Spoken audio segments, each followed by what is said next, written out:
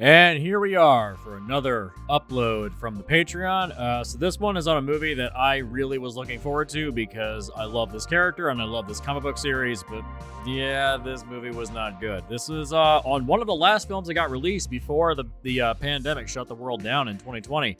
Bloodshot, a film that everyone very quickly forgot about because it's not very good and it's a huge disappointment. And it was supposed to start a big franchise. Valiant Comics, it's one of their flagship characters, and it was supposed to start a big ongoing Valiant universe, and this film was just littered with production problems. Just so many issues with this movie. It was immensely disappointing. The reviews were very below average. Audiences basically rejected it, and COVID also put the nail in the coffin for this one as well. I mean, this film was... The only reason this got released in theaters as opposed to going right to VOD was because there was some kind of contract where they had to have a theatrical release. And so they just had to honor that agreement. Otherwise, they would get a lawsuit filed against them. And it sucks. This movie didn't make profit. There was talk of a sequel for a while, and that very quickly dissipated because everyone was like, dude, the movie made no money. It's bad reviews. Like, who's going to come back to this? There has been no talk of any future Valiant projects, and it's a shame because this movie really did not do them any favors. And just fuck Vin Diesel. I'm so sick of Vin Diesel at this point. He just keeps doing the same character over and over again. I remember when he used to try as an actor. You know, look back at like Saving Private Ryan and the first Riddick movie, Pitch Black. Like, he actually was trying early in his career, and then he just settled into just being Dom Toretto the entire time. Every character was just Dom Toretto, and it's so frustrating that somebody could just coast their way to success like that. It's very aggravating. And so I walked out of this movie angrier than I probably should have been because, you know, it's just like an average movie. It's very bleh. If this was a Sci-Fi Channel movie, I would say, yeah, it's fine. But as a theatrical release and an adaptation of one of my favorite characters, a character I've cosplayed as at conventions and such, I walked out just immensely pissed off. Yeah, this movie really, really pissed me off. And it shows. We actually had to do this episode twice because we actually did the first version right after we got back from the screening, and I got really drunk and really angry, and we were like, yeah, we're not going to release that version. So we redid it, I think about a week later, and it's still the same pitch, but this is the toned-down version. I didn't drink as much, so it's a little more restrained, but I'm still happy with this pitch. I really wish we could have done more with this cinematic universe, but unfortunately, this movie just did nobody any favors. So here is the Patreon edit, the extended cut of the film rescue for the film Bloodshot. Enjoy.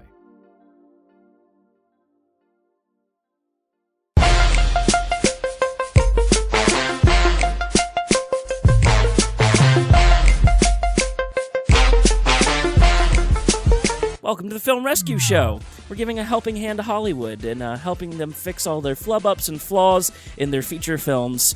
I have a panel today. We have Jesse. Hello. Aaron. Hello. And John of Hoodoo TV. That is right. Thanks for having me, guys. Looks like we're talking about something I enjoy, and that's Valiant Comics to a degree. So thanks for having me. Hell yeah. To a degree. Valiant Comics, not the movie. Let's be clear what you enjoyed. Well, it's kind of by association why we're here. Valiant Comics asterisk. Yeah. By the way, we're talking about Bloodshot. Yeah. Today for the first time ever. We tried this once before, and we did an episode. The day we saw this was the day it came out, and right afterwards we came back to do this episode, and I had a little bit of whiskey, and I was very tired, and I was very angry. So I kind of unloaded a lot. And it got a little too angry, and I told it to Dinesh, and he said, look, you can talk shit about the movie all you want, but if you throw anyone under the bus, we're going to have a problem. So I'm not going to try to piss him off because he has a lot of money and a lot of power. I'm not going to screw with that. So we're going to do this again once more without feeling. Yeah, we're human here. Yeah, when we take a crap on a movie, we're not insulting, like, we're not taking a dump on the gaffer. Like, we're not criticizing anybody below the line. Like, we're criticizing like decisions that were made, maybe like the higher ups from the production company because hey, they have more money than God. Right. Like it's okay to like insult Michael Bay or Brett Ratner. Right. Like it's Or Vin okay. Diesel. Because or Vin Diesel because they're going to be fine. Their careers will be fine. They'll be able to make ends meet. But Dave Wilson, like this is his first feature film, so we're not going to take a dump on him. Right. But there are certain decisions with this movie where I'm just like, okay, we got to address this. Exactly. Well, and part of that would be, right off the start, before the movie came out, was that decision to get Harbinger over to Paramount. That was something that wasn't, I think that affected the movie. So it does. In it not does. great ways. By excising the Harbinger stuff, it really hurts the film because it begs the question of why is Bloodshot even needed at all? Right. Like the 2012, the relaunch version of Bloodshot ties in directly to Harbinger of the comics. So therefore, by excising that, it feels like you've only got half the story. Sure. Mm-hmm. Everything that Bloodshot did, I feel like the rest of the group could have done, just maybe in a little bit more discreet of a way. Like, there's no reason why KT and the rest of the crew... Like, KT could have handled all... Yeah, she could have done it. There's no reason for Bloodshot to even be in this film. Right. Yeah. Besides experimenting with the nanites to sell them later. Yeah, pretty much. So, as we like to do, we want to start off with positives. I'm curious if... and by the way, we were going to break our rule of not discussing films in theaters. Thanks to the coronavirus, this isn't in theaters anymore. So this actually kind of helped us because we can discuss this now. Yeah. We don't have to break our own rule anymore. I think it is like, what, $15 or $20 to get it? You have to buy it. You can't rent it. You have to buy it. And by the way, I'd like to... I made Jesse pay this. for it for me. I have purchased this film 3 times. Three wasn't about times. to pay I have for it. spent $60 on this film. Once in the theater, once for myself, and I gave money to Erin because she was never going to drop the money for this. I was going to pirate it. I'm not going to lie. And that's Jesse had a problem with that. Yeah, that is my get out of jail free card. That is my one ticket of this time I'm going to kick Valiant and Sony in the nuts. That's my one ticket. You've got my money 3 times over. I get a little time to complain. Right. Well, we also both purchased the book for this. I actually paid for the book. Yeah, okay. The novelization. The novelization, which is based on an early version of the script, it's not based upon the current version of the film. Yeah. So there's stuff that's in the novel that is not in the film. I quite enjoyed the novel too, to be honest. So. The novel added a lot of context. So I didn't think the novel was super great, but when I saw the movie and saw the material that the novel was working with, I'm like, oh my god, this person deserves an award for turning this into something actually palatable for a while. Right. Yeah, and there's stuff that's in the book, like they explained a lot of stuff that in the movie I was just like, why is this happening? Why are we doing this? Like, what are the motivations here? Like, KT's motivations needed to be more apparent. They weren't in the movie at all. Like, she had this very conflicted set of feelings behind the scenes, which, by the way, positive things about the movie and the book, KT, since we're wrapping it back around to really that. good. Damn it, you She's stole so mine. cool. I don't like that KT. they dressed the way they dressed her. And, like, that white shirt just wasn't flattering, but it was trying to be sexy, and it was weird. Is she ever not wearing a crop top in this whole movie? So. Yeah, I don't think so. I think she wears a crop top the whole time. Oh my god! Like, I get it. She's hot, but you're trying a little too hard here. Like, just and you're gonna say she's a soldier. Okay, she wouldn't dress like that. Yeah. Sure. Yeah, especially she not wouldn't in the be this field. impractical. Yeah, it's not practical at all. She's definitely a cool character, though. And it's a great character, so and cool. I think she's based upon the medic from the 2012 run a little bit, because she looks like her from That's that actually book. true. But now apparently, and I think KT is now going to be put into the comics, as is Wiggins, who's also really good. I loved Wiggins. Wiggins was is fun. He Great character. He didn't impress me in the novelization. So initially when we were reviewing this the first time, you guys had seen it in the theater and I wasn't allowed to go to the theater because both my mom and I are chronically ill at the time. So I had listened to the novelization on 2x speed in a single day to try and be able to actually contribute to that episode. Yeah. And Wiggins was he was mediocre in the book. But it was clear he hadn't been cast. He hadn't been cast yet. Yeah, it was a very blank character. But the way the actor portrayed him, I don't know the actor's name. I apologize. Lamorne Morris. Morris. He was really good. He was really interesting. And it pisses me off because I would love to see a movie that was just Wiggins and KT. And after the end of this movie, if Bloodshot died and the two of them just did their own thing as a crime fighting duo, I'd be okay with that, not gonna lie. Right. Well, in that novel, in the backstory of KT was really cool. Her origin story. I don't know if you guys got that far. Yes! That was great. She was so perfect comic miniseries for her. I would love to see that in a 4-issue miniseries. But yeah, really cool characters. Both Wiggins had that comic relief. It seemed like it was kind of pushed a little bit to have that comic relief with him, but it still was a cool character that you actually kind of invested a little bit into. Right. Yeah, I could tell that was definitely a on-set decision when they saw the way he was performing it to be like, oh, let's keep rolling. Let's keep rolling. Yeah. This is good. Let's keep rolling. But it's also a problem in that we've said that the editing of this film is very not great. It is so weird because the pacing lopsided. of the script is too fast and the pacing of the video is too slow, and it's on the one hand it feels like too much is happening and nothing's being explained, and on the other hand it's God, I'm bored, can we just look at something else for a while? I remember you were invested for the first half of the movie, and then halfway through you just started playing Animal Crossing. I was playing Animal Crossing the whole time. You kind of gave up. Usually you complain the entire movie. You sat all the way through Man of Steel and you actually watched the whole thing and you were complaining the whole time. You halfway through oh, Aaron's not messaging me anymore. What's going on? I started fishing. You kind of gave up. Yeah. Yeah. So the elevator scene really, that was just a travesty of everything. Man. Look what we can do. Can you? Well, had the whole movie been CGI, that would have made sense. But that's the thing is it doesn't feel like that's earned. It's too much. Yeah. It's too absurd for its own good. John, you had mentioned before we went on the air that I think you said you saw this with your partner. Yeah, is that right? I went and saw it with a Valiant premiere because I was supposed to be at Emerald City Comic Con, and that got canceled because of the coronavirus. Yeah. And it was a fairly empty theater. A couple Valiant fans, press was there. Not shocked. And we saw that with fans, and they were kind of mixed emotions there. And then later, once we got it released early, my partner and I watched it on the couch, having no knowledge of Bloodshot at all, and just kind of expecting it to be a 90s action film. She was like, hey, it was actually pretty good. So it entertained her. Yeah. Was it a great movie that she loved and wants to watch again? We'll see, because we got plenty of time to do that if we can. The movie has no rewatchability of value, and I only saw it once, but seeing it once after hearing the novel, it just the beginning part of the movie does not hold up because you have all of the other characters are still going through the motions even when Bloodshot isn't there for the purpose of deceiving the audience. So it's why are they acting like they don't expect this when this is part of the plan and they've done it a bunch of times? It doesn't hold up at all on rewatch. Yeah, I said that, I've watched this film 3 times at this point.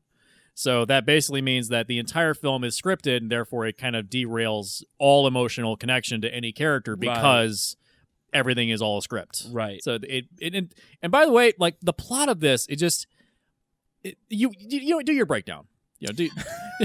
Also, are we getting a lot of weird feedback? I think we're getting some background noise, but I don't think it's in the actual recording. Yeah, you can cut that out. Yeah. It's just little. Yeah, go ahead and do your synopsis that you love to do. Yeah, this will be a fun one. Okay, so here's Bloodshot. We start off in a video game. We start off in Serenity. I mean, you're not wrong. We start off in Serenity starring Matthew McConaughey. But we don't know that yet. And Vin Diesel is doing his best Call of Duty throwback. David Wilson directed video game commercials. Oh, and I do want to bring that up. So David Wilson has one of my favorite of the Love, Death, and Robots episodes. Yeah, I can't remember the name of it.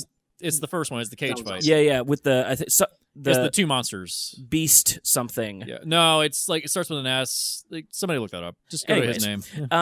Yeah, well, he doesn't link on Wikipedia. You have to go to IMDb. Are you kidding me? No, he's not quite there yet. Did he delete his own Wikipedia page? Wow. Anyway, so Vin Diesel's pulling off a mission, and now he's going to go home and be patriotic and go on vacation with his super hot wife. Yep. And with the only reference to Harbinger in the entire movie is that 1964 Ford Mustang. Right. The only connection to Harbinger. That was a nice car. I mean, that's my dream car. I'll give the film credit for that. That's my dream car. Yeah. But then tragedy strikes, and they are attacked by Toby Kebbell doing his best impression of his character from Rock and Rolla. He's part of our amalgam human being now, Jai Kinnamington Bull. Yep. We have a thing going where these charisma-free actors that we've encountered through all of our horrible films that we watch, we have Joel Kinnaman, Jai Courtney, Sam Worthington, and now we've factored Toby Kebbell into the mix. Yeah. So we have 4 charisma-free actors inside of our amalgam human that will one day create the singularity that destroys the human race. Right. I wonder what film has the greatest number of those charisma-lacking actors that we've identified. We need to do some IMDb research and figure this out. Suicide Squad. Suicide Squad. Ooh, I was yeah, going good to call call, any good Nicolas call. Cage, Yeah. John Travolta movie. Truth. Oh no! That means Face Face Off. Off. Oh, Face Off is great. Face Off is actually It's not a not bad bad. movie, all things considered. You can easily tell when all the stunt actors are on screen. Oh yeah, that was Oh, weird. it's terrible. Yeah, I could edit that down to 90 minutes. it really could be edited. Okay, down so 90 can I just say minutes. something about Bloodshot really quick that I've been holding on to since before we started recording? Yeah, go Sure. ahead. Yeah, Okay, absolutely. so did you guys are all of a similar age to myself, so you probably watched Married with Children as a kid, Sure. Yeah. or you've seen it in reruns. Okay. Where So the hell you is know this how- going? So you know how Al Bundy, he like gets in his like polk high uniform and he grabs the football and he puts his like hard as fuck quarterback face on. You know Does that? the Heisman? Yeah. Yeah. He does that. But since he's old and he's out of shape and he's past his prime, it just looks silly. It doesn't look sexy or cool or anything like that. I know where she's going with I this. know. That I know is where you're Vin going. Diesel in this film. He's Yeah. dressed like a superhero. I'm on my badass self. This is what I've been doing all my career. He's Yeah. reliving all his glory days. He looks like a buffoon. When Yep. you get older, and this is something I've noticed in my own face, so I'm not just being judgmental of other people, your face just has a lot more elasticity. It gets squishier. It gets saggier. You can't do these hard as fuck facial expressions anymore. Like, Yep. he's just too gooey in the face to be like looking hard. I'm Maybe- sorry. Maybe He that's just why they doesn't didn't. look hard. Maybe that's why they didn't let him be white. He would have just looked like mashed potatoes. Oh my god! You know what? That's true. The white makeup would look Oh. terrible on him. Think about That's the thing. Like, put some Another Bloodshot in your reference. Bloodshot movie. If Like, you've he's gone- barely in here. if you've gone to like a goth club, you know there's that guy who's still in his 50s and he's still gothed up in the club, hitting on all the young, barely legal girls with that white face makeup that emphasizes every line and every little bit of doughiness in his skin. I bet that's totally why they didn't go with white, because they would have had to CGI the whole fucking thing for him to not look like, Yeah. sorry, are we in the top? No, we're not. We're Oh, not no. in 10. Yes. Anyway, he would have looked fucking ridiculous.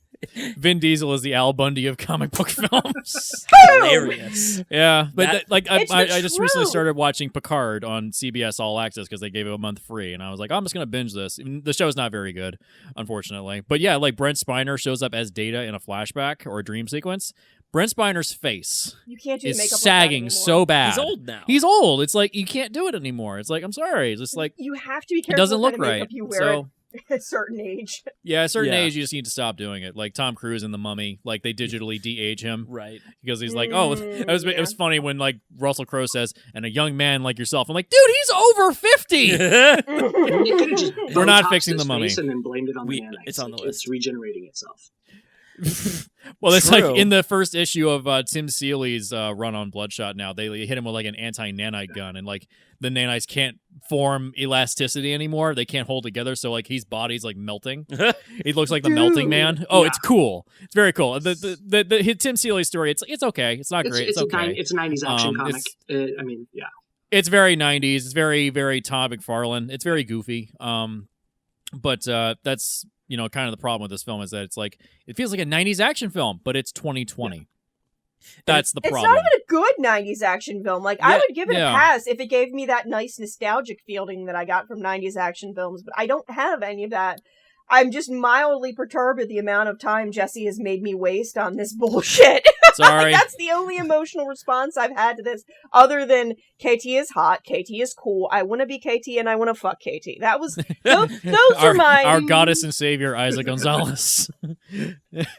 I mean, I'll get on my knees for her. That's all I'm saying. I'm sure you will. Let me finish this. Finish the synopsis.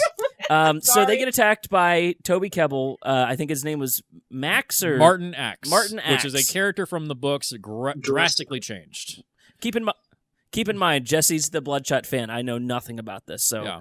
The only characters from the book are Bloodshot himself, which is drastically changed, and Martin X, which is also drastically changed. It's really nothing like the books. There's Having nothing like is the book. And Harding was a drastic pull from the Doctor from the original. Yeah. Kuratich. Yeah, Kuratich, yeah. Yeah. So his wife gets murdered in front of him, and then he gets shot in the fucking head. Yep. I think we're at 10 minutes. We are in. We're long in 10 minutes, yeah. So...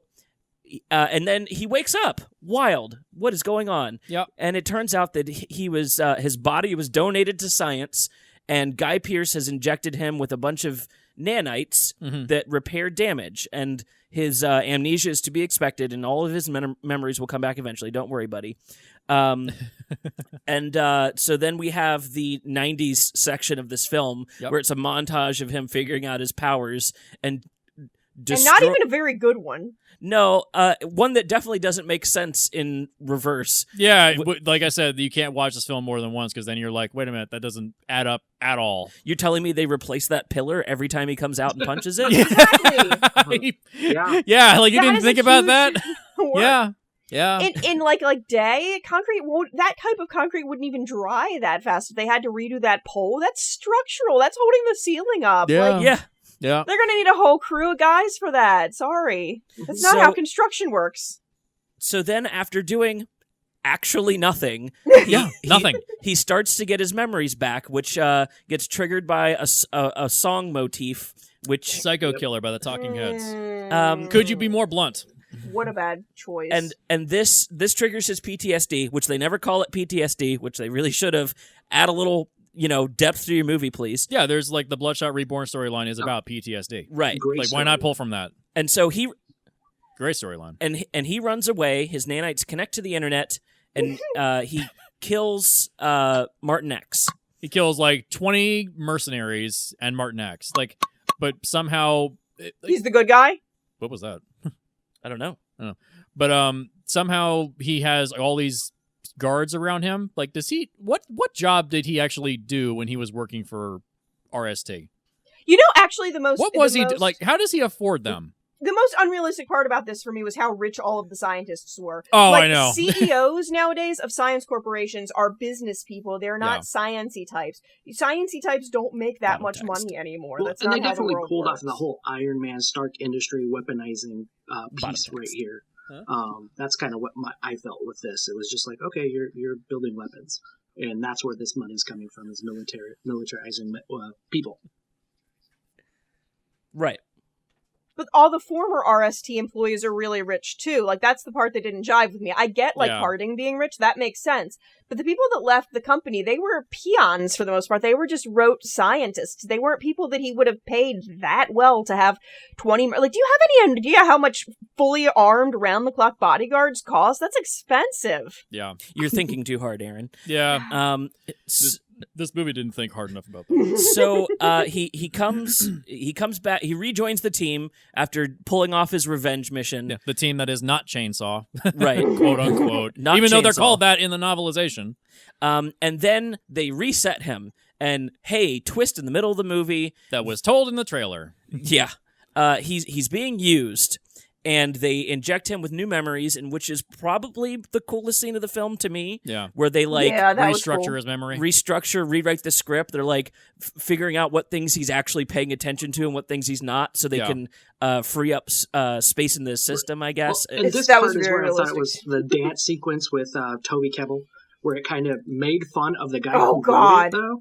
And that's where I was like, this is stupid at the very first 10 minutes when that was going on. Then we go back and we see the guy who's writing this, a memory engram of this. And then I was like, okay, that is kind of funny at that point. So I do give him a little credit of kind of rewriting it. That it was corny to, okay, this is why it's corny. Yeah, it felt like a belated, oh shit, this is really corny. People are going to think this is corny, but if we're self-aware about it and we make it meta, they're going to think it's really cool, guys. But the problem is that it's still an acknowledgement of a cliche, which means the film itself comes off as cliche. So it's like a double-edged sword. Like, you want to be clever and fun about it, but it still comes off as this is cliche. I'd prefer the lampshaded version that we got to the straightforward, it's just Psycho Killer. He actually did that. Yeah. I guess I prefer the lamp shading. So Continue. Anyways, then we just rewatch the last half hour of the movie. We reset again. And he goes off to kill the next guy. Yeah. But KT has a change of heart. For some reason. That we don't get any feedback on in the video movie. Right. It's in the novel. And she forms a plan with excuse me, I'm ahead of myself. Yeah. So this is where we meet Wiggins in the next mission. Yeah. And he tells Vin Diesel after an EMP goes off what's happening or part of it. Surprise, you're actually being used. Right. And now Vin Diesel has he's still kind of on the same mission though. He's going to go find his wife. Yeah. And this is where KT has the change of heart. She teams up with Wiggins when she's sent to kill him. Mm-hmm. Meanwhile, Vin Diesel goes to visit his wife, who's like, hey, we dated like 7 years ago. We split up, though. 5 years ago. We split up, though, so not sure why you're here. Double twist. Yeah. He never actually had a wife, and we're starting to figure out how used he is. That was the one that made me cringe most. I'll get into it further as we go. go. Yeah. Like the one scene, if it was fixed, could have redeemed it a little bit more. We should have felt something there. Yeah, what really hurts that scene is that right after he leaves, he gets into his car and we see like one shot of him in the rearview mirror in the car, and then boom, we're into another action scene. Right. And his facial expressions. Yeah, he's so flat. We don't get time to process it, and neither does he process it, so it's almost like it's a throwaway scene. Right. It's the critical scene of the film, and they threw it away. Yeah. Yep. This is the emotional core. And yet there's no core. Right. So then it just makes me wonder, was footage just so bad that they left it on the editing room floor? That's what I'm thinking. Like, based on the footage that's in the film, I'm wagering that there was intended to be more exposition and such there. There's gotta be. But there was just terrible acting, and they're like, God, this is bad. We need to cut this. I'll get into that when we get to our extreme negatives. Right. I said, and remember, I paid for this 3 times. I get some leeway here. Yeah, you do get a Hail Mary in here. Yeah. So then an action scene happens that's overall pretty cool. I kind of liked it. The choppy editing. Yeah. I mean, it was very Taken Bourne-esque, but Taken or Taken 3? Taken 2. Taken 2. Okay, you're getting the halfway there. Split the difference. Oh, man. The blind guy with the drones, cool stuff. Yeah. He didn't really do anything, but I mean, sniper that never snipes. Right. Okay. Tibbs. Yeah. There you go. I liked him. That action scene happens. They bring him back in for another reset. This is where the plan with Wiggins gets set off. Instead of resetting him, they're going to let him back out with his memories from the last go-round. He's ready to go on a revenge rampage. Right. Yeah. And then we get the end of the movie, which is just an extended action sequence. Yeah. It's like most ridiculous, over-the-top fight scene of all time. The explosion in the server room would have blown that glass out. Yes. Just saying. Yeah.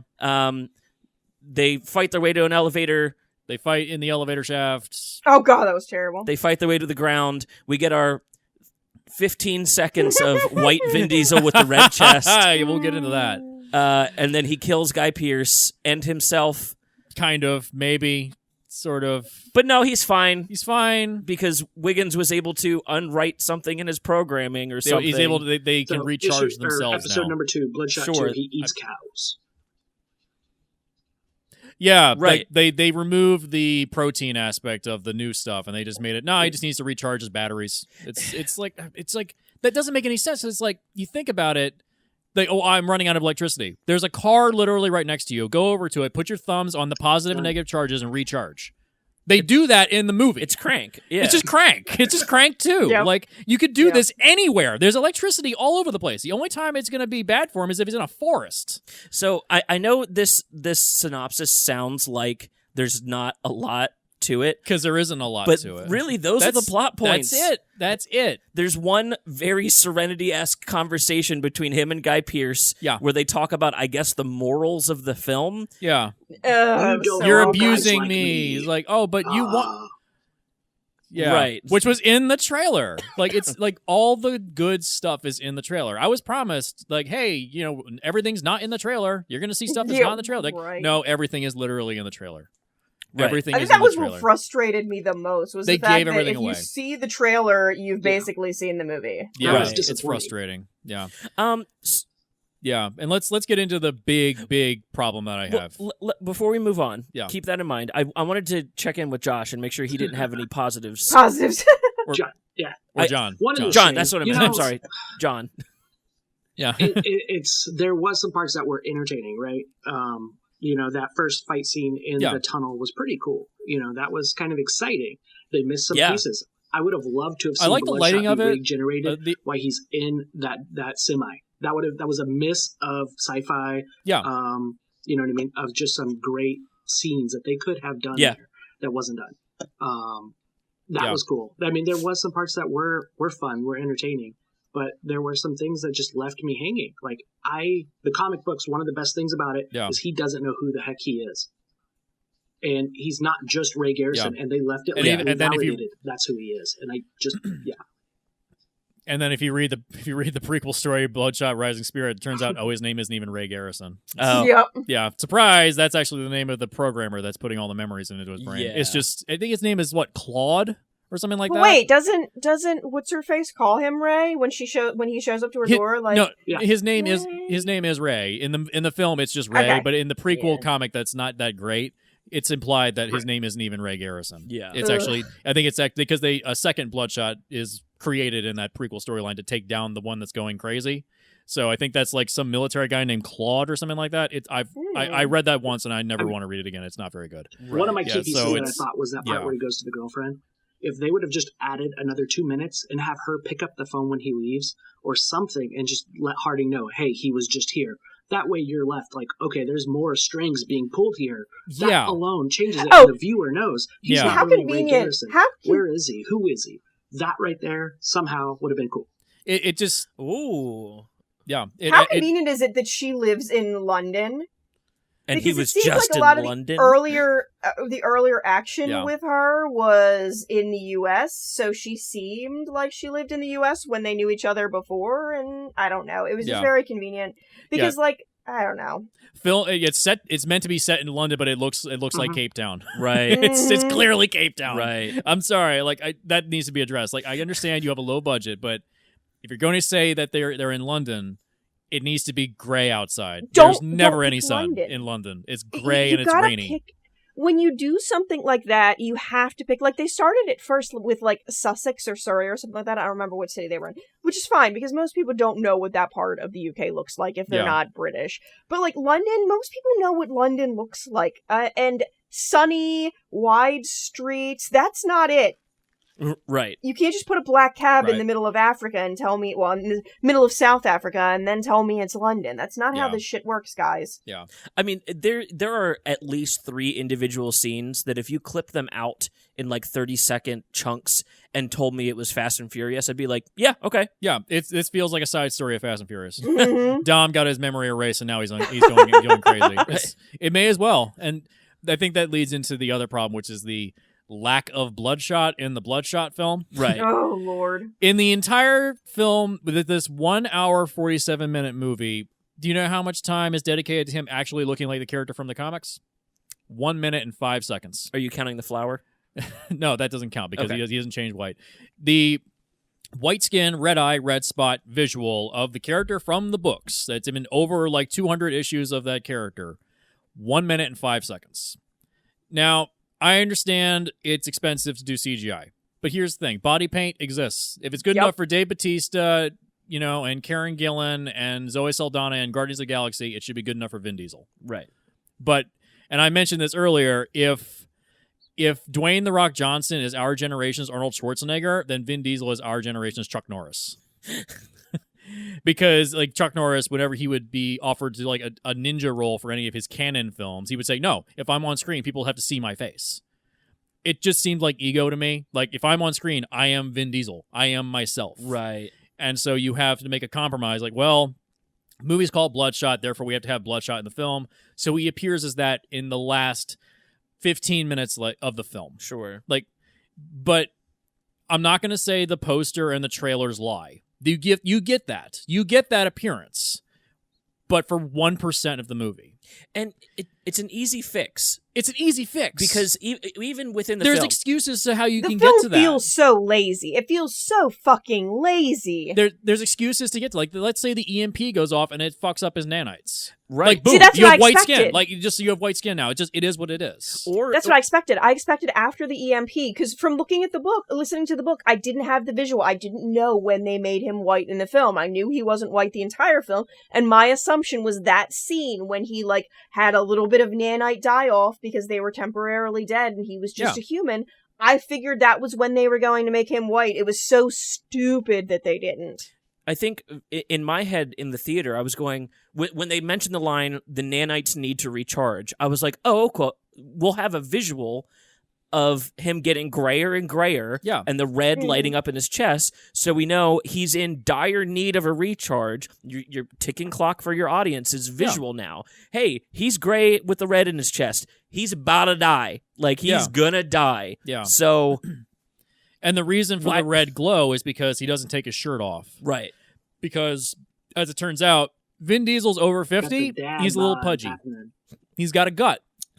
He's got the dad bod going on, and so that causes that is the biggest. That causes 75% of this film's problems is Vin Diesel being cast in this because he has a dad bod. You can't show him shirtless. Okay, so how do we have the red spot? We'll have it glow. So now he's a nightlight. Like, in the book, it's a scar that doesn't heal, and it even bleeds. Like, it's meant to, the nanites are meant to constantly repair it, otherwise they'll continue to grow and grow exponentially. Without that red spot, the nanites would go out of control. Right. So you have to make a compromise. Okay, well, it glows. All right, fine, I'll go with that. Even though they generate heat, but wouldn't the heat burn up his organs? So you again, have so again, it's I'm thinking about it too much. But by having the dad bod thing, there's a moment in the opening of this film when they're in the bed, and you see Bloodshot from the back, and he has all the scars. And also, why didn't the nanites repair his scars? Yes, that drives me crazy. Like, they would fix that. They would have fixed that. Well, but and why not later show the scar of the circle?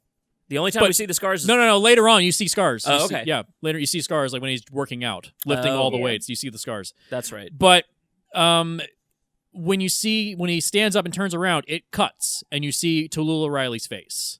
You never see his pudge. Oh, yeah. So by casting Vin Diesel, it screws up the editing, and it screws up the filming style. Well, he's got a gut. Okay, we have to shoot him from the chest up. But that also means the way you edit, you have to use a lot of close-ups. Sure. You can't see below the chest. So you have a problem here of your actor can't act, and he's not in shape. Even though the character in the book has six-pack abs and he's got muscles everywhere. So you have serious problems here with how you're going to film.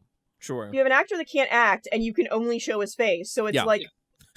like, great. Just what I want to see. A guy that can't emote. This is the 75%... This 75% of the film's problems. Like, having him in this movie hurts the movie, but then you see in the end credits, he is a producer on the film. Right. He's probably what guaranteed they got the money. Right. Mm-hmm. So if he's going to be in the movie, he's going to be himself, and you have to shoot him in a certain way. Right. So it's just a massive series of compromises until the film is no longer what it should be. Yeah. What was your question? To you, Jesse. Is it worth it to you having this movie in existence in the state of it as it is, or would you have been happier if this movie never existed? I would be happy if it didn't exist. That's what I suspected. But I know that Dinesh is proud of this film. I know he is, but I said, like, look, Dinesh, I didn't like the movie, and he's like, that's fine. Well, and it's fine. I mean, he's cordial about it. It's like, I'm not throwing anybody under the bus. This gave a lot of people a lot of work. It gave them a job. It's Valiant's first attempt at trying to make a movie, but this is not going to start a universe. You can't build off of this. Sure. The fundamental aspects of the film are broken. We have a DC comic situation here. Like, the fundamental aspects of, like, Man of Steel and BVS are completely broken. Sure. Therefore, trying to build off of that, not going to work, and they're going to restart. So and something I want to point out, we say it occasionally, and I think this is a good episode to bring it up again on. Any movie making it to theaters is a miracle. Yeah, any film that gets released, well, at least not now. We saw it in IMAX. This made it to theaters. Oh, and then another thing. This is a movie. Don't watch this in IMAX. Don't, because it's too close up. There's, like, the amount of close ups and the amount of shaky cam in this film. It was so egregious. It started. I think I would have gotten sick in IMAX. I felt like I was getting a little sick. It was making my eyes hurt. I actually started yawning because I was physically kind of exhausted. Yeah. With how fast the editing is, because you have to cut around Vin Diesel having a stunt actor and Vin Diesel not wanting to show off his pudge. Right. So it just made my eyes hurt, and I got very tired, and I started yawning. It's a difficult film to watch because it's not satisfying. It's in IMAX. Like, something you want to see in IMAX, The Dark Knight. That's appropriate because it's very, very steady camera shots, lots of big, grandiose environments. Things have, Dave, Wilson, like, medium shots and dollies and steady cams exist. I promise. Right. They do exist. Okay? And, like, by the way, I've gone through 6 years of film school, and I've gone through 10 years of working in the film business, working with 487 IATSE in Maryland. The editing in this movie would not pass muster in a community college editing class. Other negatives of this film, can we talk about Sony for a second? Like, look, I get it. Sony gave them the opportunity to make a big universe, and then, like, there's a lot of stuff that happened behind the scenes that we can't really get into because it's like, I'm not going to try to step on anybody's toes. I'm not trying to piss anybody off, but Harbinger has now been sold off to Paramount. The rights are fractured. We have a Spider-Man situation here.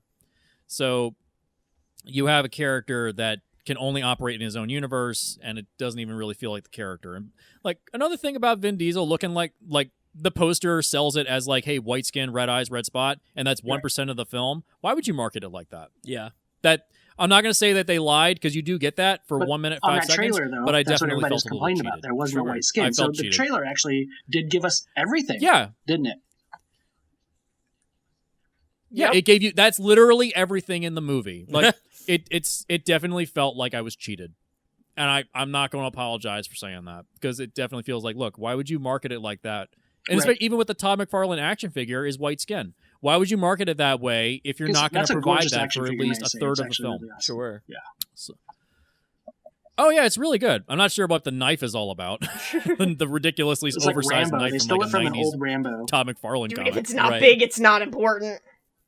Yeah, but with regards to, like, Sony, it's like they have been peddling the worst crap for the last 15 years.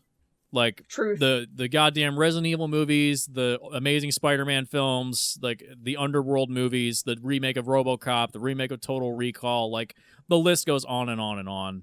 They've been trying to start franchise after franchise, and they just fail. Like, there's no quality control. Like, there's just, who is approving this stuff? And you would have thought, after they had the hack and everything leaked and everybody made fun of how bad their stuff is and how bad their policies were, that they would be like, hey guys, maybe we should fix this shit because this is kind of awful. But no, they didn't. They're just like, hey, we just keep doing it this way.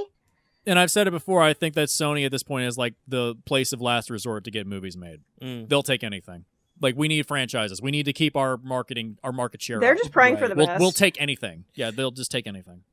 Do you think Lord and Miller knew that when they were doing Into the Spider-Verse? Do you think they knew how to play that way? I think they did. That's the one example of a film that got lucky. But it's the animation division. Like, it's not even live action. So therefore, it's like, how do producers complain about Sony's it? animation make it look division pretty. is better. Make it look pretty. Like, there's nothing to do. Nothing to complain about with that movie. Right, exactly. Yeah, so I guess I'm thinking more along the lines of, like, how they were communicating with the executives of, like, it's totally open to a expanded universe because it's literally a multiverse, and we're doing Spider-Man, which has, like, really good, branding already built into it. And if they were able to use, like, these, like, buzzwords, but then in the background they're like, so we're making a really good movie about a coming of age story of a little kid and his, like, really unique family. Like, it's a big film, but it feels like a small character piece at the same time. Exactly. They somehow played the game just right. Exactly. Yeah. Whereas with this, it's the opposite. It feels like it's supposed to be in a big universe, but it feels too small for its own good. Right. So, and then you Harbinger is not part of it anymore. Paramount needs to be on the ball. When you excise that, it hurts the film. If that? Marvel redoes the X-Men before Harbinger, it's just not going to work. They have to beat them on this. Yeah.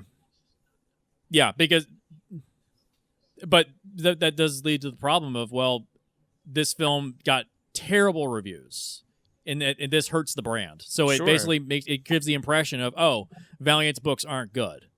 It gives that impression, even though the Josh Dysart run is phenomenal. And I even like the 90s stuff, too. It's like, even some of the 90s stuff hasn't aged very well, but still holds up for the most part. It's got some 90ism stuff that's in it.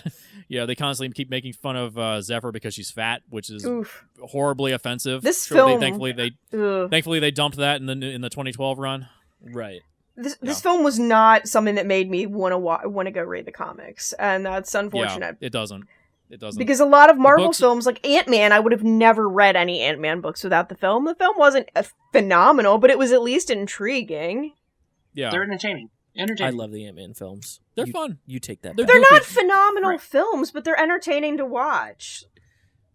They're so off the beaten path from the rest of the MCU. They I think are. that's why I like them. That's so why. much. That's why they're good. Yeah. And I said this with regard to like BVS that we have coming up next week.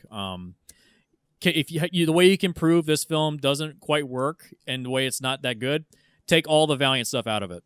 Just make it like a standard action film with a normal person. Can this film still work? Take Bloodshot out of it. Take it. He's already out of it. Yeah, for real. Yeah, it's like take him out of it. Can the film still work on its own? No.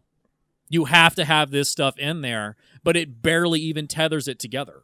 It's being held together with spit, baling wire, and duct tape. It's barely holding together. A lot of this stuff in this film only occurs because of random happenstance. Yeah. He just happened to be in that place at that time to learn that information. Sure. If it wasn't for that, the movie wouldn't work. Josh, how about you? Major. Wow, why do I keep doing that? It's short J name. John. I will never say Josh again. There we go. Any Josh guest, you're John now. Sorry. John, overarching issues. So we talked about your partner's thoughts, which were pretty similar to mine. I had no connection to Bloodshot going in. I had a fine time learning how much they messed up from the comics. Has soiled it for me a little bit. What about you? What are your thoughts and feelings? When he's sitting in the first scene and he's saying, I don't know the answer. I don't know who told me the information. It was just not very believable. It was that same, what we were talking about. He's not able to emote. Like, there's no emote at all with him right now. And the voice just seems like screaming is acting for him versus, his vocal. Yeah, it's not. Yeah, yelling is not acting. There. The character, again, not seeing Bloodshot be Bloodshot. I understand wanting to make it like scientific, and I liked the red lights coming out of his chest. That was cool. Wish they could have shown his circle scar on his chest. They never did that, but they showed all his other scars. No. Right. Yeah, why would you show the other ones and not the one on the chest? Just the simple thing at the very he's first fat. scene when he's coming out of that military and he's got his fatigues on and he's wearing them halfway around his butt. Not what a military person would be doing, wearing it around their waist. Just little things. He did not feel like former military in any way. Yeah, and Seth noted that you did your pitch of Aaron, what was it? Here's not knowing what the title of the film is. Vin Diesel walks into frame, takes off a camouflage fatigue jacket, and he's wearing a wife beater underneath. Literally any Vin Diesel runs into an arms of a woman with huge tits, and then they lovingly embrace. What film is it? All of them? It's all of them. Every film he's done has the exact same stuff. He's got it in his contract that he needs to hug one big titty bitch in every single film that he participates in, or he's not down. Yeah. Right? I mean that would be in my contract, I'm not gonna lie. In the movie, which is great. Yeah. Right. Which is brilliant. Yeah, oh god, when they say the one fuck in this movie and it's told by Dalton. Oh, that was such a letdown. Without seeing his mouth move. I was like, "Oh, that's such a tease." Such a letdown. This movie is screaming to be rated R. So I was looking up to defend his acting career because I know of at least 2 movies where he is a good actor. Find me guilty. Correct, and Pitch Black. I mean, he's in another movie actually I pretty really good Pitch enjoy. He's appropriately Boiler stoked. Room, but he's barely in it. So, Saving Private Ryan.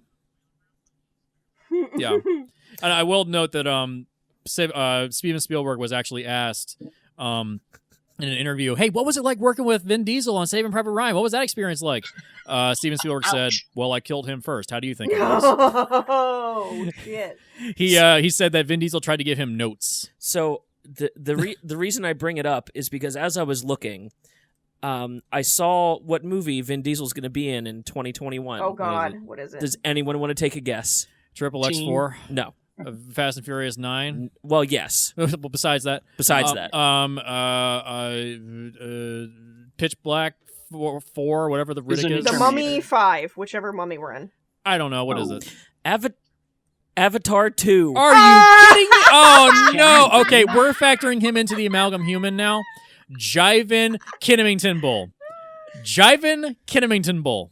If we get blue Vin Diesel... Oh, my God. Hopefully he has as many lines as he does I swear. in Guardians of the Galaxy. Can't. I can't. Right. Why is it that he was cast as Iron Giant and a tree in Guardians of the Galaxy? Because that's the range of his acting. He can play a metal robot, or he can play a tree. He can play the big silent guy. I just don't get it. Like, why? I don't understand why people like actors that can't act. Like, it's better to have look at Bruce Willis. I'm sorry, Joseph Gordon-Levitt in Die Hard. Like, we have a thing going where we don't talk about Bruce Willis. We just say Joseph Gordon-Levitt. Imagine him in like the original Die Hard. He's legitimately a good actor in that movie. Yeah. He's really giving it all in that bathroom when he's like telling Al to talk to his wife when it's all over. Like, that's a legitimately great scene. Yeah. God, he's good. And again, like going back to what I was saying, when he's getting paid for it, was in the comics we know that he's not. Where we don't know, it takes a while to actually figure out that he's Ray Garrison, and they just kind of like spill the beans right here. And I felt like there was a lot missed, especially if you want sequels, especially if you want to build a franchise off of it. You don't just kind of sell that, and you play that out. Yeah. Oh yeah, and that's another thing. It's like he's over 50. He wants to be a franchise, right? What, are you going to watch this guy when he's 65? Right. That's why you want a young actor, so that way you can have longevity to your franchise. You'll eventually have to recast, or write them out. Yeah.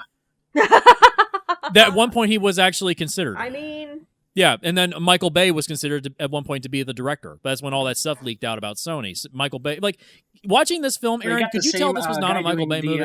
The way it's edited, the way it's shot. Yeah. Oh, yeah, we noted that. It's Steve Jablonsky, and we just watched Transformers 2, and Seth had a meltdown. Yes, I did. Yeah, Seth had a meltdown, and so, for my repitch, I've recast the musical composer. I said, look, we're not using Jablonsky. I'm sure he's a nice guy, but his score was like fine. It's fine. Like, everything in this movie is like, in just as like a dumb drunk watch, the movie's fine. But then when you really think about it, it just falls apart. Oh yeah. I think that's where John. I will give it that it was, as a fan, it was exciting to see a character you like kind of on screen. It was taking it for what it was. This would have been a great movie in 2002. And it, and I've heard it compared to Blade, pre-MCU. This would be great. Blade was entertaining. As far as being a initial Marvel movie, that's an initial mean to Valiant Blade movie coming out into the big screen for a little while, and I mean, for the most part, like, there was a lot of things that I think they could have changed to adjust it to make it a better movie, but I think it was and then just that trailer. There was a lot of maybe promises, but a lot of them didn't most get fulfilled. of it. Maybe it could have left me surprised. Yeah. Saw the trailer, you saw the movie. It is weird, now that you bring it up, there are some parallels between this and the first Iron Man, in that they kind of repeat themselves in Act 1 and 2, and then Act 3 is kind of like a CGI. But here's the thing, Robert Downey Jr. is a charismatic actor. There you go. Like, the actor carried that movie. Like, if you go back and watch that film, it's kind of flat a little bit. Yeah. I mean, it's fine. It looks good, it's fine, but it really, but at least the camera's not shaking all the time. The editing is decent. Like, I see there's wide and medium shots. Right. Like, I think Jon Favreau. Like, that's the thing, is like, you have a guy that had cut his teeth on multiple previous films, and so he kind of had some road under his wheels. And then you go into Iron Man, and it's like, even though that film didn't have a finished script when they started filming it, they still pulled it out of the fire because of the charisma of Robert Downey Jr. and the directing talent of Jon Favreau. Right. Because it's him talking to inanimate machines. Yeah, it's like unsentient machines. I guess they are animate since they move. Yeah. So, but yeah, it kind of like, it plots along the same way, but doesn't learn any of the lessons from it. Yeah. Because this movie with a charismatic lead, I'm like, already given it a 6 or 7. Like I said, like, Vin Diesel being in this film is 75% of the problems. Right. It's 75% of the problems. and then especially when you have a character that is not a hero. Like, yes, he is being manipulated when he's doing all of these things, but he's still doing terrible things. Yeah. You're killing a lot of these, like, armed bodyguards who are just paid to be there. Like, you need something to make me like this character, because he's pretty fucking unlikable. Yeah, even just like a throwaway line of like, they hired bodyguards from the Aryan Brotherhood or something. Yeah, something like that. Make it at least like, okay, this is forgivable. I can get behind this. this. The actual character that he is, you see his reasoning of why he's trying to redeem things that he's done when he was controlled. And I think the way they just did this with putting off what should have been half of the movie and having a second half of redemption of why he was doing those, terrible things, that's what was really missing. Sure. He needed to. It's a redemption film without the redemption. He didn't feel bad about it. He didn't try to have penance. Like, he was just like, "Oh, murdering's kind of what I'm good at. I guess I'll just murder my own targets now instead of the targets that they're pointing me at." Yeah. What the fuck, guy? It's missing that moral center. Mm-hmm. It's not only missing it; it's dissonant because. Yeah. Specifically, there's a scene where they lay out that there is more to him than meets the eye. He's a deeper character. Not to more Transformers. Oh, is this the Serenity scene? Yeah, the Serenity scene, which, as a scene, could work. In isolation, it's fine. But if that's your center, if the center is there's more to Ray Bloodshot. Revenge is what makes a man like you exceptional. Right. Like, it's like... Yeah. And if that is untrue, the movie has to show me that, because the film ends with him doing exactly what Guy Pearce said he was going to do. Yep. Yeah. He does exactly the same thing he did in the first 2 acts of the film. So literally the same thing. So there's no learning but from him at all. There's no redemption. There's nothing. Yeah. So he's dumb. Either Vin Diesel's Bloodshot is a liar or he's dumb. Yeah. Both? So Bloodshot, possible. Who has access to the internet and all pieces of information across the planet, he's dumb. Right. Great. Well, the nanites do all the heavy lifting for him. That's another thing. Like the nanites do all the work. Like in the book, like he has to do all the work. Right. Yeah. So yeah. Yeah. Yeah. The Matrix sequence of how they download the information. Yeah. I mean, kind of funny, but like, again, lampshaded if you're gonna do it. Yeah. Rescuing this film feels like it was kind of rescued in editing, because half the movie is ADR. Oh god, yeah. Half the movie is ADR. I'd love to see the raw footage. Tell. I'd love to see how bad it is. It's got to be terrible, especially it's obvious that there were scenes that extended longer than we are being shown because they cut off at very awkward points, and I would just love to know how bad that footage was that they decided that it was better to just ADR it and not, use the footage. Yeah. There's even like the fact that he doesn't use many of his powers. He almost never uses his technopathy except to access the internet. Right. He doesn't shapeshift. He doesn't reallocate his body mass. He only uses like super strength, super speed, and regeneration. That's which, it. to be quite frank, is every superhero nowadays. It's every superhero nowadays. He didn't feel special in any way. There's a lot of things that he has in the books that make him special, and literally none of that was shown in this film. No. Did I bring up All Might and My Hero Academia last time we did this? I think briefly you did. Okay. Yeah. So, for all you anime fans out there, this is for you. There's a fantastic manga and anime called My Hero Academia. Yeah. It's all about superheroes. And the like kind of main hero, he's not a main character, but he's the main hero in this universe, All Might. He's losing his powers in one of these fights. And he has this ability where he can, when he walks around normally, he's kind of a skinny dude. When he turns into his alter ego, he's real buff. But as he loses his power, he starts to turn back into the skinny dude. Yeah. And there's this amazing fight between him and his arch nemesis where he throws a right hook with a big, beefy arm. He pushes all of his powers into just the arm. Yep. Skinny dude, big, beefy arm. Throws this punch that he knows the arch nemesis is going to catch. Mm-hmm. And as soon as he catches it, pushes all of his mass into the other arm for an uppercut left. Yep. Swings up and just out of fucking nowhere, just blasts this guy with a nuke of a punch. Like literally a nuke of a punch. That's how strong he is. Bloodshot can do that. Yeah, there's this sequence. Like, remember when he's fighting Gamma in the Project Rise and Spirit facility in Dwayne's run? Yeah, it's that. He can reallocate body mass like Right. that. Like, but it's never shown like that in the film. That would be really cool in the movie, but That'd don't be do fun. It. Like, And it's it not shows, that hard like, to hey, do he with can special effects. Yeah. Exactly. There's like 1 second where he gets shot by like the weird nanite gun, and you see like his muscles kind of contract a little bit. Yeah. But it's so fast, I can't catch it. It's Right. That sequence running through the streets is so choppy. They really crossed the is. 180-degree line. Like, you're not aware of spatial relations. Did You're the not sure how close or distant anybody is to each other. It feels very, very hacked together. It feels like Yeah. the director doesn't- didn't go to film school. I'm not going to say that about him. Well, I mean, he's a visual effects He's a guy. visual effects guy, and I think that's kind of the problem. is yeah, that it doesn't- It needed a slightly stronger, more sure-handed person to handle Sure. this. I have one. This needed like a Lee Winnell or an Alex Garland. Like, Alex Garland did Dredd, and Dredd was also shot in Cape Town. Right. Yet it doesn't look like it. No. Right. I have one major issue with this film. Medium issue, I guess, really. But I didn't bring it up on the last one because I didn't think about it until afterwards when I was actually like mulling over the film. KT, Mhm. what's her power? She can breathe through a weird breathing apparatus. Right. She's also a really good swimmer. Yeah, but she's a diver, but she doesn't dive at all in this entire Nope. movie except for in the pool. They basically I never would- put her in water. Yeah. I would actually go out of my way to put on the table, she doesn't have a power. They gave her a weakness. Because she never uses it as a power, and it's only ever used detrimentally against her. Yep. She gets choked out twice, Good point. but never, like, besides the Tai Chi underwater scene, which, like, cool visual, I get it, this is dope, Yeah. needs to come up again later.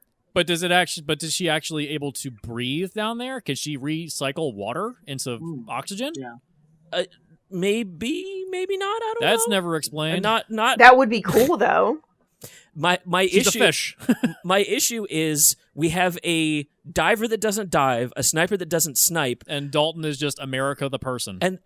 but then Dalton gets double powers. Right. He gets to run And and, it makes then some gets cool arms scenes later. with, Yeah. with all of those Yeah. characters that do have Yeah, some you- of those things that you're asking for right there, and it's just kind of Yeah. The chain. Yeah, Right. The chainsaw fight in the book is so graphic. he kills a guy with his arm bone by stabbing him in his neck. He literally rips a Yes. guy's head off and pulls his spine out with him. It's so fucking graphic. It's like, that's why I said this movie really needed to be R-rated. I feel like this is a film that was shot for an R, and Sony said, edit it down to PG-13 because you can't release R-rated films in China. I would actually go above that and say I think Sony tells directors to shoot for both.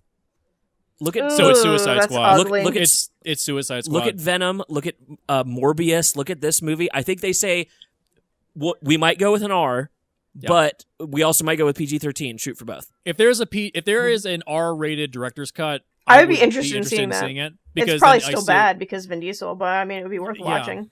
It'd be at least better, more pieced together, and He much- emotes anger, yeah. at least. And I actually it just randomly the other day, I woke up and it just kind of hit me what this character actually is. It's Sisyphus. It's the Greek mythological tale of Sisyphus, the man pushing the boulder up the hill only Yep. for it to fall back down again, Right. and meant to do that forever. Right. And that's his penance. That's his punishment from the gods. That's what this is, Sisyphus. But the tragedy element of a character comes from liking a character. Yeah. The problem is Vin Only Diesel KT is likable. only KT is really likable. Everyone else is so flat and uninteresting. You can't really relate to anyone. Vin Diesel's a flat line the entirety of the film. The tragedy element comes from really liking a character. Right. Even if Vin Diesel himself in person is likable, his character isn't. Mm-hmm. Ray Garrison isn't likable. That's why I don't like Yorgos Lanthimos movies. You just answered it for me. That's why I don't like them. They're great movies. I watched Killing of a Sacred Deer the other day. You didn't like it? No, I loved it as a movie. I did not emote to it, Oh. and it's because the leads aren't tragically relatable. Yeah. Oh, wow.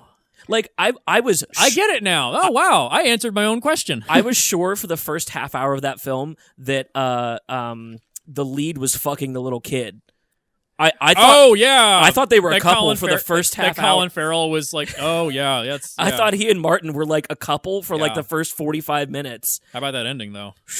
Kills his own kid. Well, okay, but the ending makes sense in context to the rest of the film. I get it. And in context to the Greek story that they're retelling too. Yes. But yeah, okay, it makes sense. I like his movies more now. Because of Bloodshot, I like Yorgos Lanthimos more. Yorgos Lanthimos should have directed Bloodshot. Wow, how fucked up would that be? That would just be body horror. Yeah, I know. I mean, that might work for Bloodshot, though. It's not the worst idea. It's certainly not a worse idea than this. Yeah. John, do you have any final thoughts? Thank you. Beyond me saying your name correctly twice in a row. There you go. You got it. Before we jump into the new pitch. What the movie was.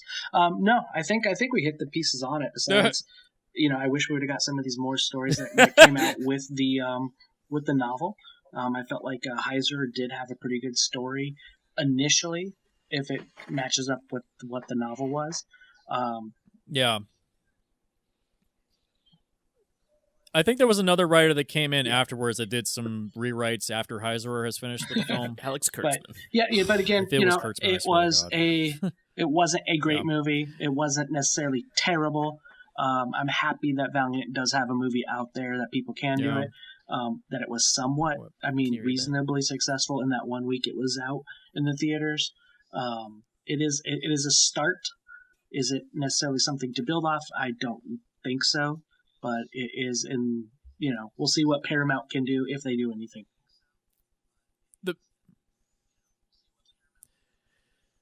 What is the box office at this point for the film? 29.7 according to Wikipedia. Yeah. Never gonna get there. No, That because is way more than I expected, though. You have to make twice your budget, and the budget for this was $42 million. They're You have to probably make going to re-release it $84 when million. everything's It's down never and gonna the make theaters reopen. Not at this point. But Maybe they'll re-edit it. That'd be the nice. movie got such terrible reviews. I doubt they'll actually commit to a lot of marketing for it. It'll be like when they re-release Avengers in theater on like July weekend in 2012, where they're like, come back out, come out and see the movie. Or when Avengers Endgame got released again. I wonder how the digital nobody sales showed are up. going Like right now. I mean, we already saw this. Everybody's I at don't home. need to see it again. That might be the saving grace for it. True. I saw that Valiant had a watch party going on last night where everybody from Valiant was getting together to like watch the movie, and somebody messaged me saying, "Hey, come on, you gonna watch the movie tonight with us?" No, no, because all of you will hate me when it's done because of the things that I will say. Yeah, I let it be known I don't hate anybody involved in this production. It's not like a Michael Bay situation where it's like the guy is like making the worst and peddling just horrible shit to the market. I don't hate anybody involved in this production. I don't. Maybe Sony. Yes. Sony. But it could have been worse. Like this is not like the worst thing in the world. Sure, it's not. It's a passable film. But if you're going to start out with a universe, passable is not going to cut it. Right. That's why I said, like, if you're going to say this is a movie that's coming out in 2020, don't make it feel like a movie that's coming out in the 1990s. I would also say that if you are trying to start a franchise, your first movie is going to need to have a significant amount of rewatchability, because there are going to be a lot of fans who are going to want to watch the entire thing every time a new big movie in that franchise comes out. This movie has zero rewatchability value insofar as I can see. It makes it worse watching it a second time. Yes. If they were to pivot and fix, the pivot and fix here is the same one that you do from The Incredible Hulk into Thor and Captain America First Avenger. Yeah. Go fucking weird. Yeah, go weird. Go weird. Or the other 25% of how to fix this film, program into his brain that he works for RST. Yeah. Don't have him be like a tool for them. Like if you program, like you can program memories. Yeah. Program in that he works for RST. Why not program something good? Like that whole scenario was ridiculous. Yeah, like the amount of happenstance. Like, do you know he's going to do the same thing every time? Like but one little nudge to the left or right, he would do something totally different and go apeshit. Like if you program in, like it's in the books. He knows he works for Project Rising Spirit. Yeah. He knows that. He knows he works for them. So why not keep that? KT should have been his psychologist. She should have been the one informing. Yes, she's the one that's constantly watching him. Yeah. That way, if anything gets out of line, she can correct it. That gives her that way, it makes her. That gives her way higher culpability, though. I think. Well, but then it makes sense why she'd want to quit later because she feels bad. She feels bad. Like rather than just I don't you like have this no anymore. What were you going to say, John? To them, there's no buy-in there because you should want to hate Bloodshot initially because he they're just paper cutouts and kind of the piece of the things that have done, and him trying to redeem himself is kind of one of his overarching stories of this character, and yeah, and that's the tragedy element. Yeah. Is it pitch time? I think it's pitch time. We take a break real quick? Yes, definitely need a break before break. 10-page pitch. Let's throw to a second break. When we come back, the second time I'm going to hear this pitch. I don't know if like the emotional shock of it's going to still be there, but John hasn't heard this yet. So true. John, we're going to be relying on you. John and the audience, let me remind you, the audience hasn't heard it. Yeah, so that's true. We're delivering it for them. This is for you guys, Republic of Estonia and other countries that listen. Bulgaria, wonderful Bulgaria. Our Rambo Last Blood pitch. We did pick up more Bulgaria listeners. Yes. That is amazing. We had like 8 more downloads than normal from Bulgaria, and I was like, of course. Hey guys, we're here for you. So we're going to throw it a break real quick. John, would you like to plug the things you do before we go? Okay, let's do. Well, one of the things that we do is you can do that now. Hoodoo TV is a comic book review. We do interviews with creators, and we do con coverage as well. And then we also have Get Valiant there as well. So we review the comic books every Wednesday and touch base on the comic books and have all the news, everything Valiant there. Also on the channel, we do have recently Bad Idea Society is a new podcast based off of Dinesh Shamdasani, who's also the producer of Bloodshot that we're talking about now. We have a podcast to talk about his future comic book company that is coming out in the near future. Mm-hmm.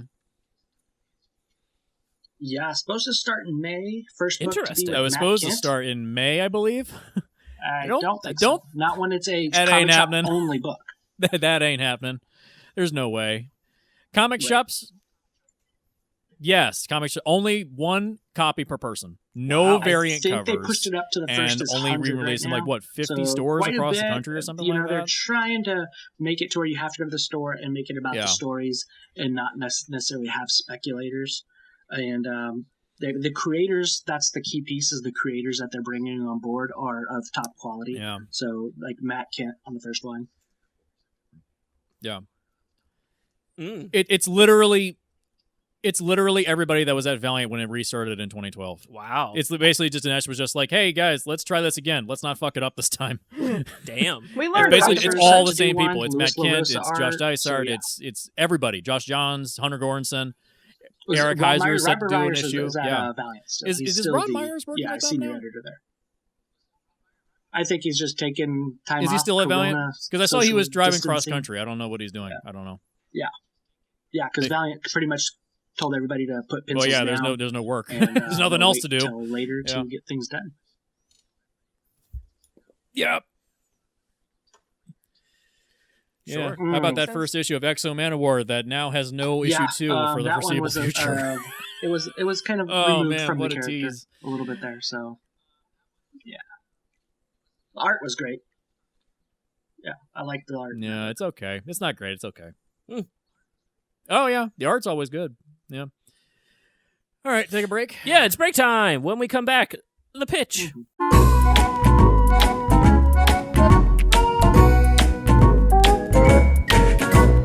This seems like an exciting episode of a comic. A comic.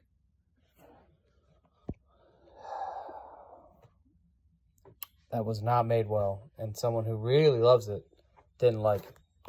Sounds exciting to me. Anyway, welcome to Michael's Film whatever. Let's do some Vin Diesel movies today, I guess, because who the hell cares? Fucking Vin fucking Diesel. I watched Triple X3, and you know what the problem with Triple X3? Same problem I have with Bloodshot. Vin Diesel should not be in this movie. The dude can't do stunts. He's just too old to do it. And he's got the acting range of a potato. And then you compare him to easily two of the best martial artists in the world when it comes to these movies. And it's like, oh, here's this Tony Jaa fight with really cool cuts and really cool cinematography. Here's this Donnie Yen fight, same thing. Here's this 55 cut exchange from Vin Diesel. It's like, oh my god. And that's the same thing that Bloodshot suffered from for me. It's not a good film, except for Donnie Yen. It's like a 3. On the Vin Diesel scale, it's probably like an 8. And I watched, what was it, Babylon AD, I think is what it's called. I keep wanting to say AE, but that's Titan. I still can't fully understand who greenlit this movie. Like, I don't understand. Why would you make this? It kind of sucks. The story makes no sense. The world is okay. It's cool. But again, Vin Diesel can't act. So it's this cardboard taking this child somewhere. I just don't get it. This dude has to be super nice to keep getting work. He has to be. Like, I don't understand. There's 2 people in this world. There's Gerard Butler and Vin Diesel, who both basically fill the same role. The difference is that Gerard Butler's movies make money, yet again, I'm mentioning another Vin Diesel movie that doesn't make money. He's got like 7. I don't understand it. Why does he... Damn Fast and Furious movies, that's what it is. Michael's crappy film of the week, but worth a watch is Bloodshot. Again, this movie is definitely crippled by its lead. Vin Diesel was the worst part of that movie, and if Vin Diesel was replaced by a younger actor who can actually do some stunts, there were some setups for some really cool cinematography in that movie. But again, it's Vin Diesel. So it suffers. While Babylon, I would say, is like a 2 out of 10. On the Vin Diesel scale, it's a 6. This had so much potential, and honestly, for me, a simple improvement would be to take out Vin Diesel and put in someone younger. I don't know. Vin Diesel scale, it's probably like an 8, but real movie scale, I'd say it's maybe a 4. It's kind of disappointing because it has potential to be better, and it's got good actors. Guy Pearce always plays a good villain, but it's Vin Diesel for me. I would never give him a role in any of my movies. I just don't. Anyways, been Michael's film, whatever. Enjoy Jesse talking about books, aka comics, which is what they really are. I don't fucking know why he calls them books. Okay, welcome back to the show. Yeah, here we are again. It's pitch time. Pitch time. We're going to try this again, once more with less feeling. Deja vu. Not so angry. So Seth and Aaron have heard this pitch. We did this last time when we did the version that's not going to be aired because it was way too angry. John has not heard this, so this will be your first time hearing this whole thing. Let's hear it. So here's the pitch. First thing, casting change. We need to get someone that can actually act. Okay? Instead of Vin Diesel, we get Jared Keeso from Letterkenny. Because he's in shape, he can act, he looks the part as the character. I shared that photo where there's like that side-by-side of Bloodshot from the first storyline and Jared Keeso from Letterkenny. They literally look the same. They have the same hairline. They have the same hairline. Like, they are literally the same person. I thought it was Flo LeBorg at first. I need to include that because that was in the last recording time. He sent me this picture and I don't watch Letterkenny. So I'm like, yeah, Flo LeBorg. I mean, I guess that's an interesting casting for Bloodshot, but what about the thick German accent? Would that make it better or worse? He's gotten in wild shape lately too. He could do it. Flula? He could do it. There's nothing else to do. Yeah. And also, he looks the part. Yeah, he looks the part. And also, he has no excess baggage with his reputation in the industry. Everyone said, oh, it's just another Fast and Furious film. Like, the moment you cast Vin Diesel, immediately you go to that. Yep. So, also for the sake of the story, we're removing Toby Kebbell from the film and replacing him with Lamorne Morris, which removes the character of Wiggins. So, Morris will now be Axe. Okay. So, we keep the actor, but just give him a different role. Okay. Also, this Axe will be more akin to the Dysart run of Harbinger, where he's more like a Julian Assange type that wants to team up with Bloodshot to take down RST, but doesn't let on that he's actually just using Bloodshot for his own personal means. So, and now that I've seen him act, I think that's a really good casting choice. Not knowing it before, because I hadn't seen the movie the last time we discussed this, he's a good actor, and I think he'd do a really good type in that character. Sure. Oh, yeah, definitely. Other changes. Music. Steve Jablonsky is replaced by Mick Gordon, who did the soundtrack for Doom 2016. So have you played Doom 2016, John?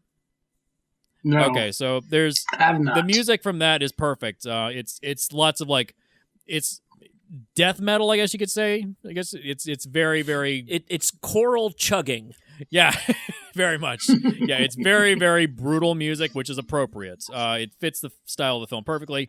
The only exception is maybe some licensed music for certain parts of the film, most notably the song Here Comes the Sun by the Beatles. Hey, I'm just saying. Pay for the rights. I'm related to the lead singer of a death metal band. I'm related to the guy from Cannibal Corpse. So we could probably get some, Really? Yeah. Seriously? George Fisher is my mom's cousin. Here's the thing. In the family, we call him Little Georgie, so whenever it's his birthday, my Facebook feed is half, fuck yeah, Corpse Grinder, it's your birthday, and half, oh, it's Little Georgie's special day, because his mother and I are friends on Facebook, so it's very funny, but yeah. Oh, I don't think we've ever related, is... we've ever met, because he lives down in Florida, but we are related. That is wild. I love that. It's a small world. Very small world. Okay, next up, director. We should get someone that's a little bit more grounded.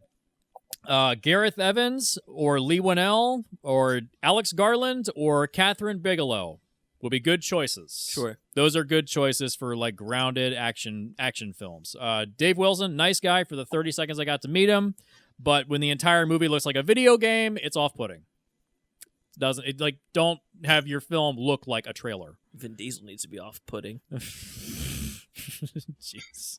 Cinematographer, Stefan Duccio, who did Upgrade and The Invisible Man most recently. Okay. Yeah, so he's worked with Lee Winnell. He has that very sure-handed practical style, yet it's visually striking at the same time. It's crisp. Very crisp. Lots of dolly shots, lots of steady cam. Everything flows very perfectly. Which is what Bloodshot should be. Sure. The film will include many elements and the feel of classic 80s action films such as The Terminator, RoboCop, Die Hard, and Total Recall. Not the remakes or the sequels of said films, the originals. It's like when everyone said oh, this film's supposed to feel like Die Hard. Well, I saw A Good Day to Die Hard in there. Right. Like when they jump out the window into the elevator shaft. It looks like the sequence where they jump out the window. Right. Or it looks like RoboCop 2014. It looks like the remake of Total Recall. It does not look like the originals. Right. It's too video gamey. So to clarify, are you talking Terminator or Terminator 2? Oh, good question. Ooh, I'd say the original Terminator, because the opening sequence is like the original Terminator. Grounded, scary, sci-fi. Yeah, much more scary. Yeah. Okay. Because the original Terminator is the slasher film with a robot in it. I wanted the sets to be dirty sci-fi. You know how there's two different types of sci-fi? There's dirty sci-fi like Firefly, and there's clean sci-fi like Star Trek. I wanted dirty sci-fi in the whole lab the used and shit. Agreed. Yeah. What Star Wars did, the used universe. Elysium. Exactly. That's not a bad director choice. Neil Blomkamp? Yeah. You got a guy. I like one of his 3 films. You got a guy who's motherfucking Dr. Frankenstein, and it's perfectly clean, nice aesthetic lab that would be perfect on Pinterest. I'd get a lot of likes. No, he's fucking Frankenstein. Give me some lightning bolts and some dirt and some Tesla coils. Give me some fucked up shit. Sure. I could see that, yeah. That scene where they're bringing Bloodshot to life, it should be young Frankenstein did that concept better than this movie, and that should be an indication of just how fucked up this is. I'm hitting my desk right now. in the novelization, it says when he's on that table and he gets the nanites pulled out of his body, blades sick. Come up from the table, and they're chopping him into pieces. Jesus, they're cutting him down into small pieces and reconstituting his protein from his body. You remember when we watched it's the horrifying. movie, because Jesse and I watched it, we were talking on Facebook Messenger, and I'm like, oh good, at least it's going to get a little bit cooler because they're about to disassemble him, and Jesse's like, yeah, it's not like it is in the book, Aaron. Nope. It's violent and aggressive in the book. They just shoot things into his wrists, and it's they just pull the nanites out. Yeah. It's so lame. It's PG-13. Yeah. It's not even close. So on this, Jesse, we're talking director. So Dave Wilson doing what he did in Love, Death, and Robots with Sonny's Edge, but it's Rye. What's your thoughts? That's good. That's a good one. Give him that. Give him that. Give him the 4001 storyline. There's 2 timelines of Valiant. There's the current day stuff, and then there's something in 4001. Okay. Rye is if he did anything Sonny's Edge with Rye, that would be fantastic. Make it look like that. Absolutely. Rye is the defender of New Japan. Japan pulled itself out of the tectonic plate and is now floating as another moon around Earth. That's amazing. It's brilliant. Rai is the defender of the entire city of New Japan. Okay. And that would actually be perfect for a video game type director. Yeah, but you can't get it because this film didn't do so well, and also because it's a Japanese character, but it's a Chinese production company. Correct. So you're stuck. Yep. Another reason Sony was not the best place to take this movie. And one reason why Bloodshot in the DMG covers had a what was it? A turquoise circle instead of a red circle? Yeah, gray. They desaturated it. Yeah, I saw that. That really infuriated me. It's so stupid. Other films to pull from. We take inspiration from films like Virtuosity, Eternal Sunshine of the Spotless Mind. My favorite movie! Existenz, and Brazil. Terry Gilliam's Brazil. So I'm going deep. Yeah. I'm going deep with this. Film budget, $40 million.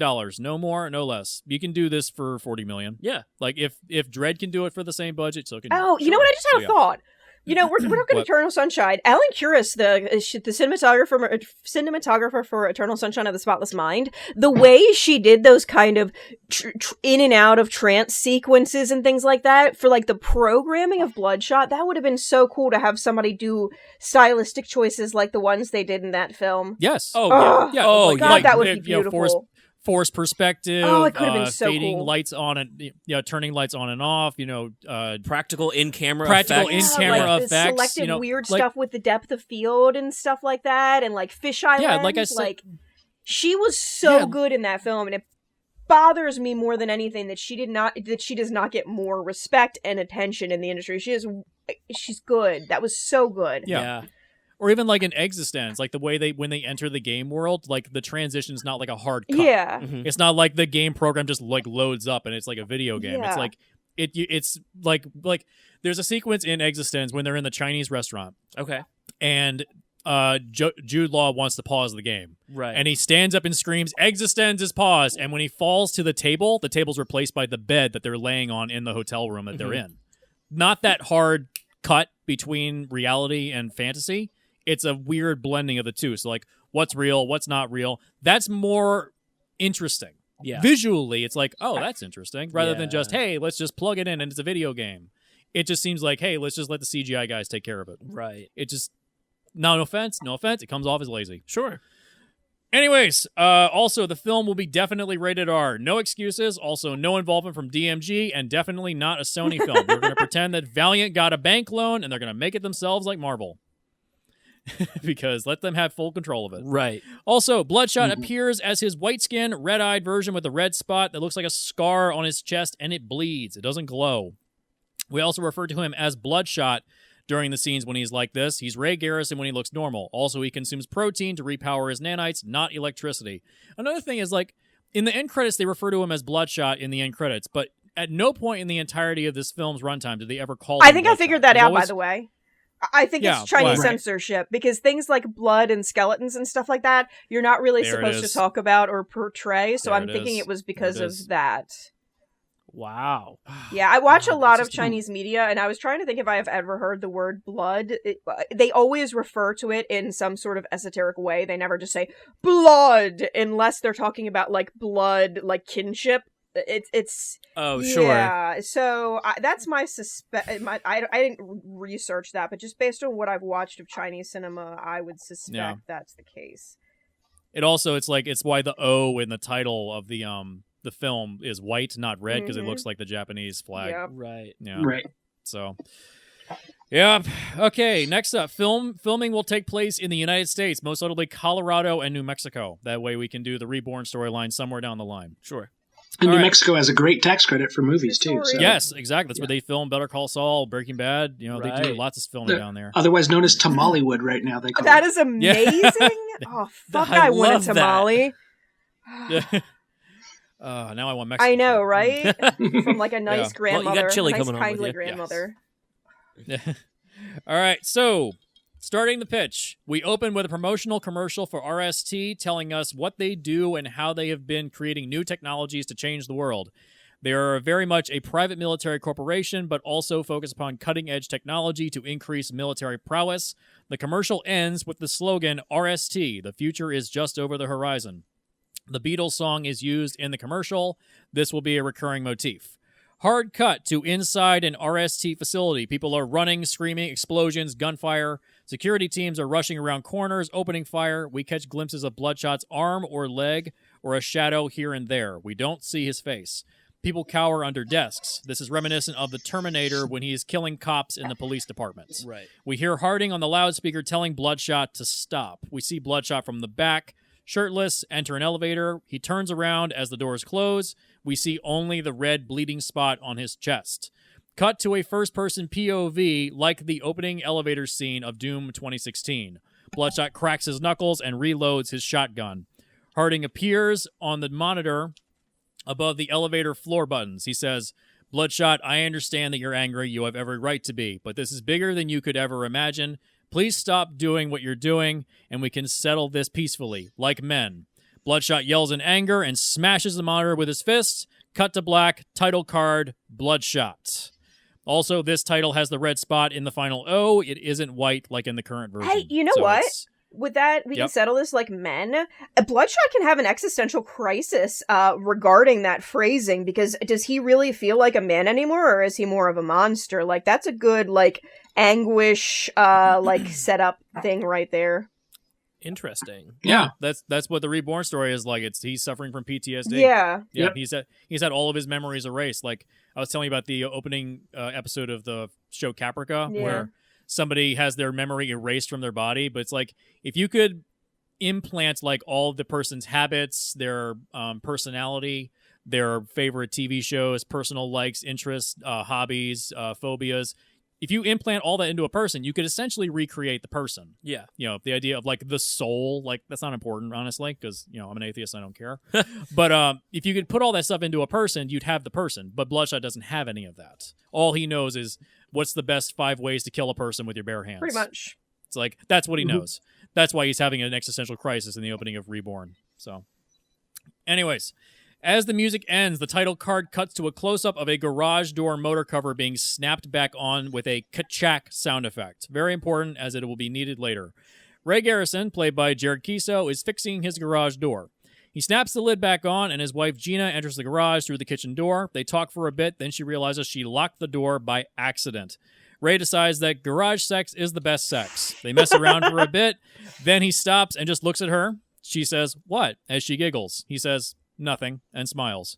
They start to have sex, then the garage door opens, interrupting them. Outside is Harding. He says he tried knocking on the door, but no one answered. Ray says, "You've got the worst timing." Harding and Ray talk for a bit. Harding needs him to come back for one more mission. Ray says he's retired, he's happy, and the kids come home from school in an hour. He left RST for the right reasons. Harding offers him $2 million.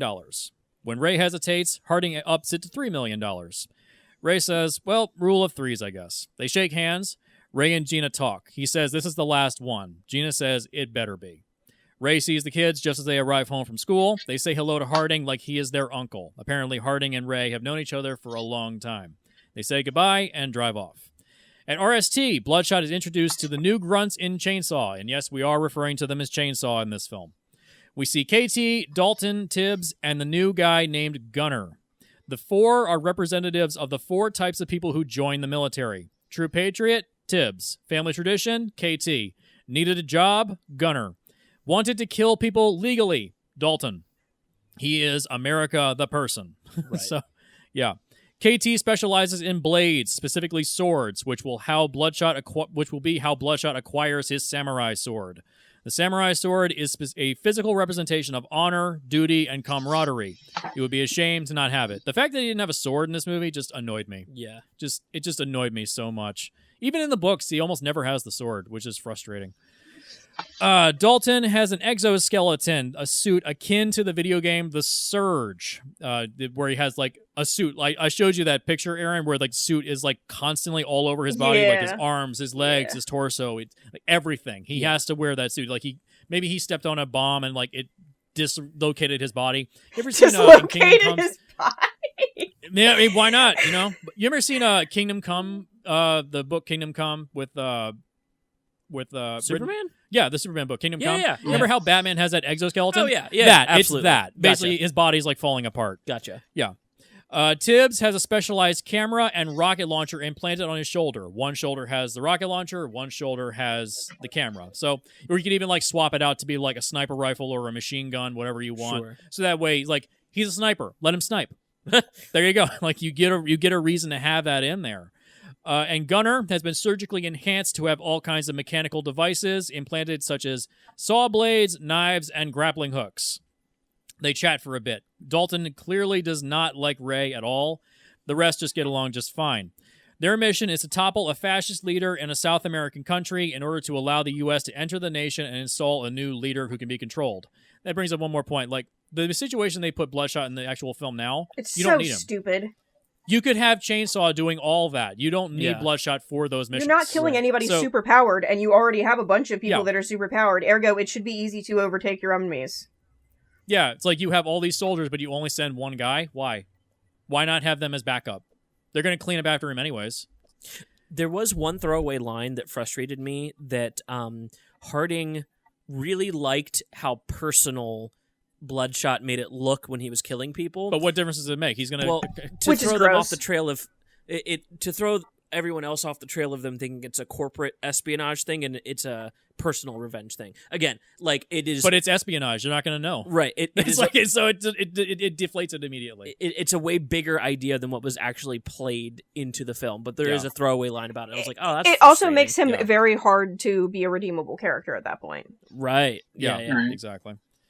Yeah. All right. Anyways, they halo jump out of the back of a plane and land in the jungle. Here we get to see Bloodshot's camouflage and shape-shifting abilities. Yes! He changes his skin color to match the terrain around him, essentially looking a bit like the Predator. There's a sequence in, I think it's issue number 6, where it flashes back to showing him capturing the kids in a South American country. Right. He goes in without any guns, and he's like changing his skin color to look like the environment, and so no one sees him. Like, he can do that. Like, why not have that ability be used? Sure. Like, why not? So, Bloodshot and Chainsaw begin to attack the capital city and cause chaos. The country's president retreats to a safe room with his private guard.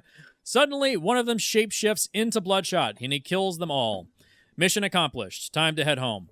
On the flight home, Bloodshot hums the song, Here Comes the Sun. KT hears him humming and asks what that is. He says it's his wife, and it's his and his wife's favorite song. They played it at their wedding for their first dance. KT smiles, cracks open a beer, tosses one to Bloodshot. He cracks it open, and they toast. Hard cut on the toast to Gina and Ray out for celebratory drinks. They're at a nice bar. Some people are singing karaoke. Gina begs Ray to sing her favorite song. He doesn't want to, but she begs until finally he breaks and goes on stage. So, Bloodshot doing karaoke. It's funny to me. Yeah, it's cute. He sings, Here Comes the Sun, and quite well, I might add. She watches and smiles. Like, that's another thing. Like, we get time to actually see them as a couple. Yeah. We get time with them. Yeah, we care. And, like, I was saying, like, in Upgrade, how long does it take until he actually gets upgraded in the movie? Half an hour? Yeah. How long does it take for Arnold Schwarzenegger to get his memories revealed in Total Recall? About half an hour. Yeah. RoboCop, how long until Murphy becomes RoboCop? About half an hour. Yeah. How long until Bloodshot becomes Bloodshot in this film? 11 minutes. 10 minutes? 11 minutes. You have no time to develop these people as characters. Right. It just barrels through to get to the quote-unquote good stuff. Sure. It's like, you need to develop the characters. And like I said, the tragedy the good stuff needs to actually be good. I mean, if the good stuff's actually good, then sure, rush to get to it. But this good stuff, I was overpromised, under-delivered. I'm just saying. You know what? I feel the same way. All right. Anyways, she smiles and watches. She watches and smiles. Ray hops off the stage and heads to the bathroom. In the bathroom, he sees someone else besides him in the mirror. It's Axe, played by Lamorne Morris. Ray starts freaking out, but Axe says that none of it is real. He's asleep. Harding was lying to him. As said, excuse me. Axe says he can help him escape. Axe uploads his location to Ray's subconscious. Axe then says he is going to reawaken Ray. It's gonna hurt. Ray snaps awake and is in a sterile dome-shaped room like in the movie Brazil. That giant dome-shaped room that's in Brazil, that's what it is. Okay. So he is in a reclining chair with tubes running into his body and brain. He tries to get up and screams in pain. The lights above him begin to flash red. He looks at himself and sees that his skin is completely white. He's basically just in Bloodshot mode the entire time. His eyes give him telemetry data. He pulls out all the tubes running into his chest and arms. He pushes himself up off the chair, and the tubes yank out of his back and his head with a gross snap, crackle, pop. It's gross. That's in the books. It's literally in the books. He pulls himself off that chair, and like you just see blood, just like a geyser of blood shoot out the back of his head. As he rises to his feet, a security crew comes in, followed by Dalton and KT. Dalton says, "Big boy finally woke up." Bloodshot says, "Where's Gina? Where are my kids?" Dalton scoffs. KT says nothing. Dalton says, "God, you really are a moron." Suddenly, Axe breaks in on Bloodshot's comms, and he says, "Run, Ray! You have to get out. Find me, Ray. Find." Axe gets cut off when his comms are severed. Bloodshot fights his way through the guards while also fending off Dalton and KT. At the end, he steals KT's sword and fights his way out of the facility. Dalton scolds Chainsaw for letting Bloodshot escape and demands to know how it happened. One of his analysts says that a rogue communication was broadcast directly into Bloodshot's subconscious. It looks like the work of Axe. Harding says Axe used to be a former employee. He wants them both found ASAP. Out on the road, Bloodshot changes form to look like Ray Garrison. He is going to need to replenish his protein intake to keep his nanites fed. He tracks down Axe and they talk. Axe is living in an underground bunker. Upon meeting Bloodshot, he injects Bloodshot with a separate nanite strain designed to block GPS tracking and counter the effects of the memory caps. What follows is our exposition scene. Axe lays it all out that he's been living as their slave, doing their dirty work for the U.S. government. They implant memories of his family to give him motivation to fight and to ease the residual effects of PTSD. Bloodshot doesn't believe it and tracks down Gina using a facial algorithm program. He finds her location in the next state over, either Colorado or New Mexico, one or the other. Axe says he's wasting his time. Bloodshot says he has to find her. He leaves, hops into a vehicle, and goes to find her. Harding is able to backtrace Axe's communications, and the two of them talk. Harding says that Axe is no better than he is. Axe says, same goes for Bloodshot. At his best, he's little more than a man. At his worst, he's little more than an animal. Harding responds, don't quote Shakespeare to me. It doesn't suit you. It is then revealed that Axe really doesn't care about Bloodshot. He's just using him as a means of tearing down RST. RST are a plague upon Earth and need to be wiped out for all the harm they've done. Harding says, good luck. The next sequence is a short scene of Chainsaw debating what they're going to do. Dalton wants to just kill Bloodshot and take the nanites for himself. What is another thing in the novel is that they say Dalton is like a willing participant. He's like, yeah, I'll totally take the nanites. I'll be the next Bloodshot. But then you look at the film and it's just like, why not just give it to them? They're willing. Yeah. Like, they could do it. Right. So, yeah, but whatever. Because, Because they weren't dead yet. And so I guess because the movie needed to happen. Yeah. Mm-hmm. Apparently, in the course of this conversation, this is the third time they've had to catch Bloodshot when he goes rogue, but it has never been this extreme. That adds credence to, like, give it to somebody that's a willing participant. Right. He's snapped before. Give it to a willing participant. KT thinks maybe they should just let him go. Dalton thinks KT is too soft. Harding overhears everything and tells KT to come to his office. This is the info dump scene where Harding describes Bloodshot's importance to the world and to RST. Entire nations rise and fall based upon their actions. KT says she doesn't want to do this anymore. What they are doing is akin to slavery. To prove his point, Harding deactivates her breathing apparatus and she begins to choke. Harding says that it may be slavery, but what difference does it make if he doesn't know any better? He reactivates her apparatus. Sorry, I'm turning the page. Turn the page. He reactivates her apparatus and allows her to leave. KT realizes she wants out, needs out. She needs to find Axe or Bloodshot somehow. Montage of Bloodshot traveling cross-country to where Gina lives. He's able to trace her to a small town in New Mexico. He finds where she lives and knocks on her door. No one answers. He heads around back and tries a window. It opens. He lets himself inside. When he's inside, he doesn't see any of his personal belongings or his kids. No photos, nothing. He's getting low on energy, so he decides to cook himself a meal for him and Gina. She arrives home and sees him in the kitchen cooking chicken in a skillet. She screams, "Who are you?" He says, "Gina, it's me. The door was locked, so I figured I'd let myself in. I'm making chicken." Sorry, I burped.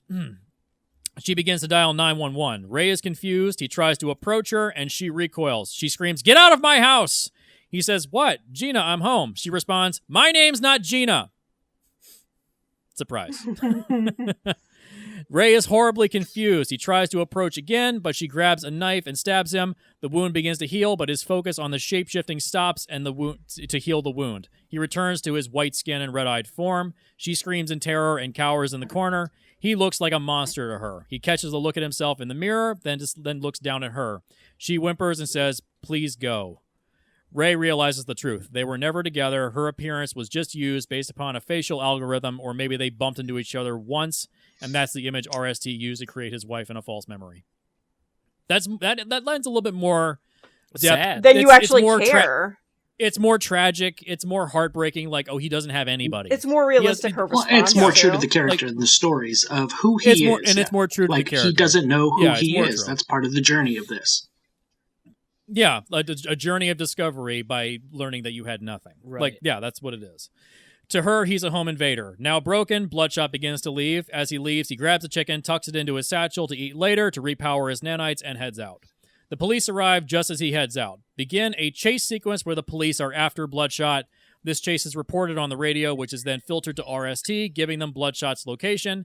Chainsaw packs up and heads out to recapture him, or to kill him. We get to see Bloodshot's superhuman abilities such as enhanced speed, strength, reflexes, healing, everything within this one sequence to tell us how powerful he is.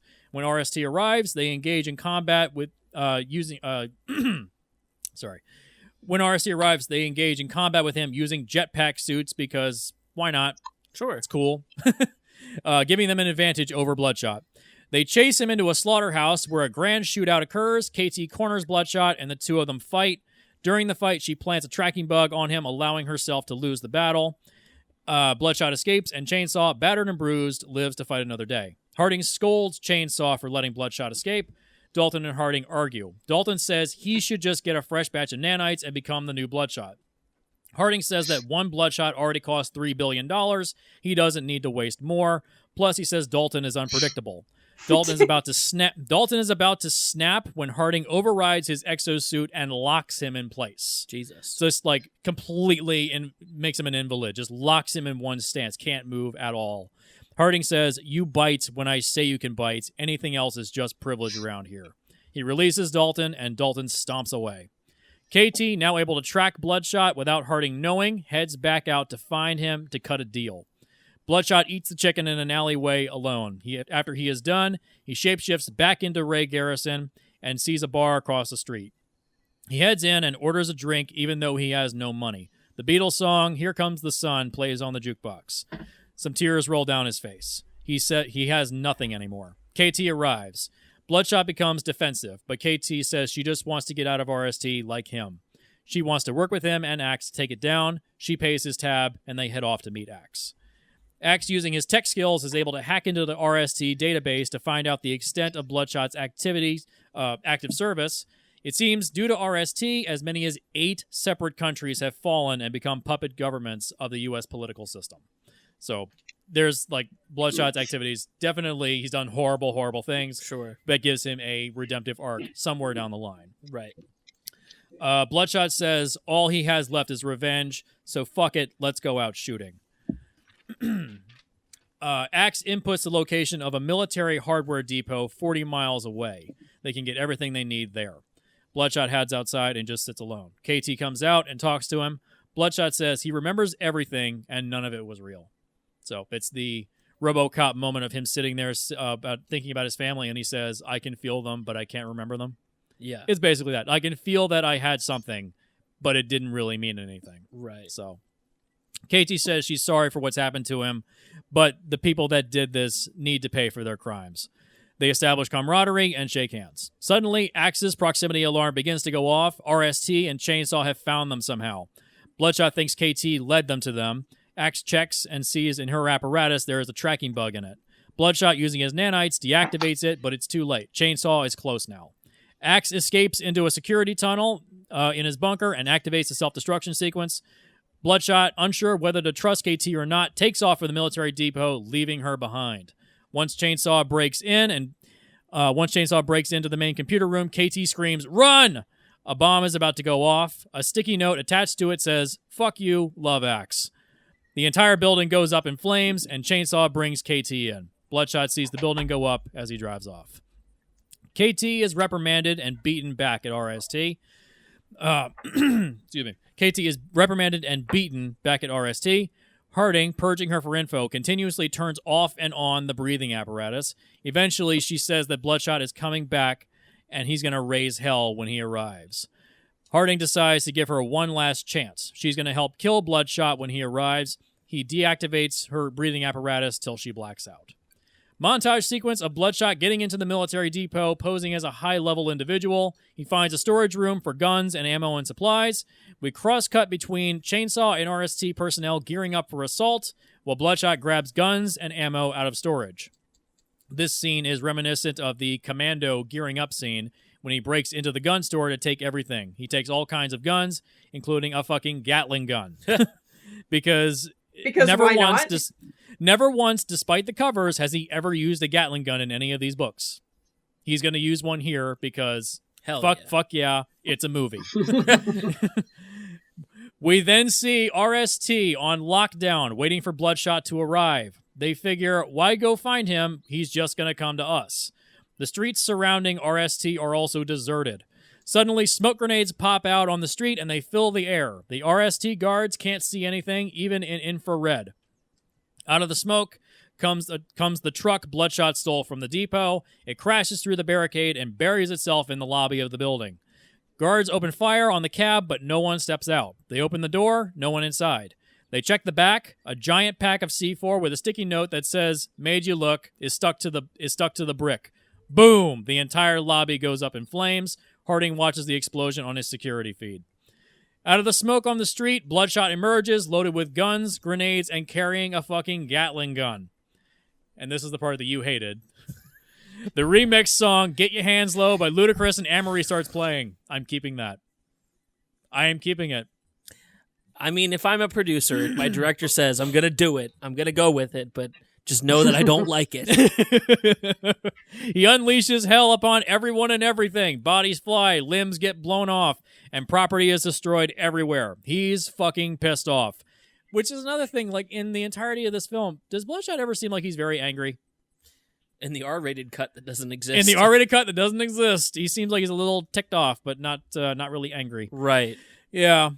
Anyways, the Gatling gun runs dry. He slings an M4 into his arms and proceeds inside. Chainsaw geared up, heads out. The RST tower is comprised of multiple elevators to get to the top in order to maintain secrecy. Bloodshot heads up to the highest floor he can, and when the doors open, he sees Gunner and Tibbs waiting for him. Gunner's arms split open and out come saw blades. They engage in a 2-on-1 fight while RST personnel scurry for cover. Tibbs uses his shoulder-mounted rocket launcher, destroying part of the room. Eventually, he runs out of ammo. Bloodshot, eventually gaining the upper hand, uses his nanites to reprogram Gunner's mechanical parts to begin to dissect him over and over again. Ooh. This is basically our melting man scene from the original RoboCop. Yeah. It's basically that. Gunner screams for help from Tibbs. Tibbs screams, "Don't touch me, man!" Because if the nanites are in Gunner's body, they could jump over to Tibbs' body. Right. Yeah, so he doesn't want to get touched by Gunner. So, anyways, Tibbs runs off as Gunner gets turned into paste. He turns himself into paste. Tibbs blocks the elevator to the next level. He taunts Bloodshot, talking shit. Bloodshot just pulls out a pistol and shoots the shoulder-mounted camera. Tibbs, now blind, screams and flails like Daryl Hannah in Kill Bill Volume 2 when she gets her eye plucked out. Yep. Bloodshot, as he walks past, blind fires and shoots Tibbs in the head. He falls over like a sack of bricks. Simple. It's just it's funny. I like how you go from the body horror death to the comedic death. Yeah. Well, it's so over the top that it's funny. Yeah, exactly. You ever seen Videodrome? Yeah. You know, at the end of the movie when the guy gets shot with a gun by James Woods and he starts erupting into giant tumors? Yeah. Yeah. That's what happens to Gunner. Yeah. He cracks a smile as he enters the elevator. We now get a replay of the opening scene in the film, now from a third-person perspective. Bloodshot reloads his shotgun as Harding talks to him on the monitor. As Harding finishes, Bloodshot smashes the monitor, music swells. As the doors open, he pumps around into the chamber. That's the ka-chak sound effect, which will be the loudest sound effect in film history because it's fucking awesome. It's the loudest sound effect in the film, the ka-chak. Right. Like when you play Doom 2016, when you hear that music, da-dun, da-dun, da-dun, and it ends with the ka-chak as the doors open. Right. That's what you need. You need awesome moments like that. The sound effect is important since it will be a bridge back to the beginning of the film where he was fixing the garage door motor. Where we end is where we began. As the doors open, a massive squad of grunts aim their rifles at him. They open fire, pulverizing Bloodshot, but he fights his way through the pain and fires back.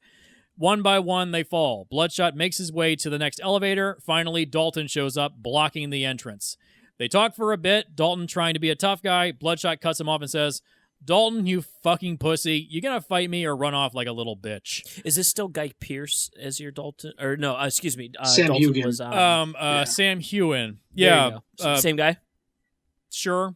Okay. Because I will say Sam Heughan has a very punchable face. I'm sure he's a very nice man. Right. But he definitely has a very punchable face, which is appropriate for your bad guys. Is Guy Pearce still your Harding? Yeah, we can keep him. Okay. We can keep him. Yeah, he's fine. Where was I? Oh, yeah, that's right. They talk for a bit. Dalton trying to be a tough guy. Bloodshot cuts him off and says, "Dalton, you fucking pussy. You gonna fight me or run off like a little bitch again?" Dalton says, "Fine." Bloodshot says, "You always were Harding's dog." Dalton gets offended and says, "I'm no one's fucking dog." His exosuit grows larger and two large spidery arms extend from his back.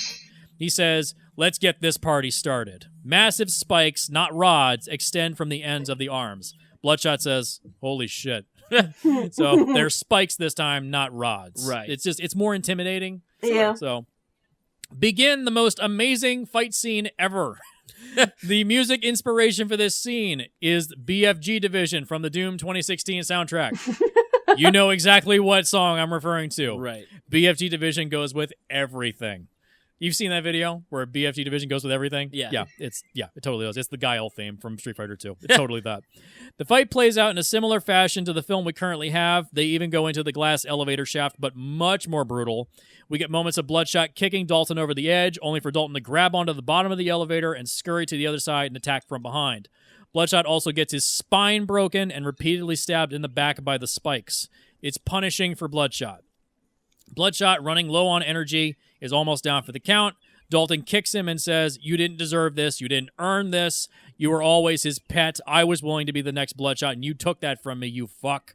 Bloodshot, held up by Dalton's bionic arms, stares at Dalton and says, "You want it? Take it. Take it all!" The nanites, like a swarm of bees, eject from Bloodshot's body and ensnare Dalton. They eat away at the servos and gyros of his suit and even parts of Dalton's skin to replenish the protein aspect of his nanites. Gross. Kind of like Ken Foree in the movie From Beyond, effectively trapping him inside. I recently Is that rewatched cannibalism at that point? Like, if it's nanites eating human flesh? Yes, That's cool. Yes. Yeah, he ate a guy in the comics. Yeah. He ate a guy in the comics. And I recently rewatched From Beyond because Stuart Gordon passed away a few days ago. Right. Yeah, that's a shame. Anyways, they return to Bloodshot and heal up what they can, but they're almost out of power. Dalton, laying on the edge of the elevator, relents. Bloodshot steps over to him, but Bloodshot grabs him and tries to pull him over the edge. Now we rip off the original Total Recall. So Dalton dangles over the edge of the elevator and says, "You're coming with me." Dalton is the elevator is almost at the top. Bloodshot punches Dalton in the face and grabs onto the bionic arms as he dangles over the edge. As the elevator reaches the next level, Dalton screams and the arms get ripped off. He falls to his death screaming, "Bloodshot!" Bloodshot says, "Hell of a party, Jimmy," and tosses the arms over the edge. So, literally the same scene as Total Recall, where he's like, "I'll see you at the Paul de Victor." It's literally the same scene. Yeah. It's like, if you're going to pull from anything, pull from the good stuff. Absolutely. Don't pull from, like, the remakes or the sequels. Pull from the originals, the good stuff. Right. So, Bloodshot hops back down into the elevator. He's exhausted, bloody, and beaten, but he's almost done. The doors open. KT is at the other end of the hall, waiting for him, sword on her back and guns akimbo. Bloodshot talks with her and says he doesn't want to fight. They were going to escape together. They still can. She aims at Bloodshot, then flips the guns around and drops them. She says, "This was only ever going to end one way, Ray." Suddenly, her breathing apparatus turns off. She collapses. Bloodshot grabs her and tries to turn it back on using his nanites. It's not working. She's dying. Her last words are, "Kill him." She dies in his arms. Bloodshot, reinvigorated and pissed off, picks up the two guns and bursts into Harding's office. Harding's office is composed of a lot of stainless steel, like a high-tech prison cell. He is holding Gina hostage, gun to her head. Bloodshot takes aim. "Oh, here comes our hero," Harding says. "I figured you needed a little incentive to turn yourself in, so why not bring her back into the fold?" This is just dialogue I wrote out for the scene, so Sure. Yeah, here we go. "Let her go, Harding. She's not part of this, and you know it." "Oh, what, you don't feel anything for her? Well, I guess I should just kill her now then." "No!" "Yeah, that's what I thought." Gina whimpers and says, "Help me." Bloodshot tries to comfort her, but doesn't know what to say. This is an awkward situation. Because he has memories of her, even though they don't know each other. Right. So, Yeah. yeah.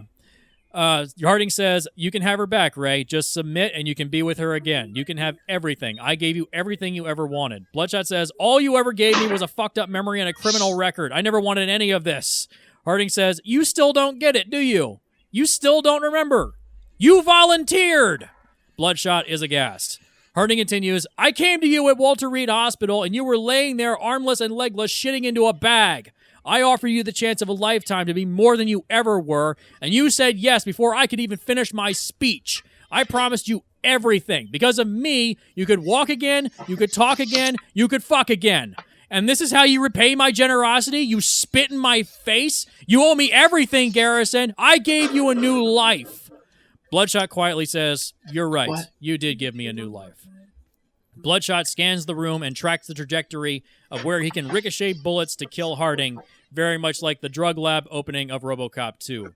"And it's all about bringing death." Bloodshot spreads his arms out to his sides and dual fires. The two rounds bounce off the stainless steel walls and head towards Harding, shooting out both his eyes and splattering his brain across the window behind him. Basically, his eyes are literally bloodshot. Yeah, I'm funny. He falls, and Gina stands there terrified. Bloodshot steps over and looks down at Harding. He drops the guns. They appear to be empty. He looks at Gina and says, "I'm sorry you got mixed up into this. I'm not even sure how you got mixed up into this, actually." Gina says, "Thank you. I'm sorry I'm not who you thought I was." Bloodshot says, "It's okay. At least I'll always have the memories. I'll make sure you get home safe."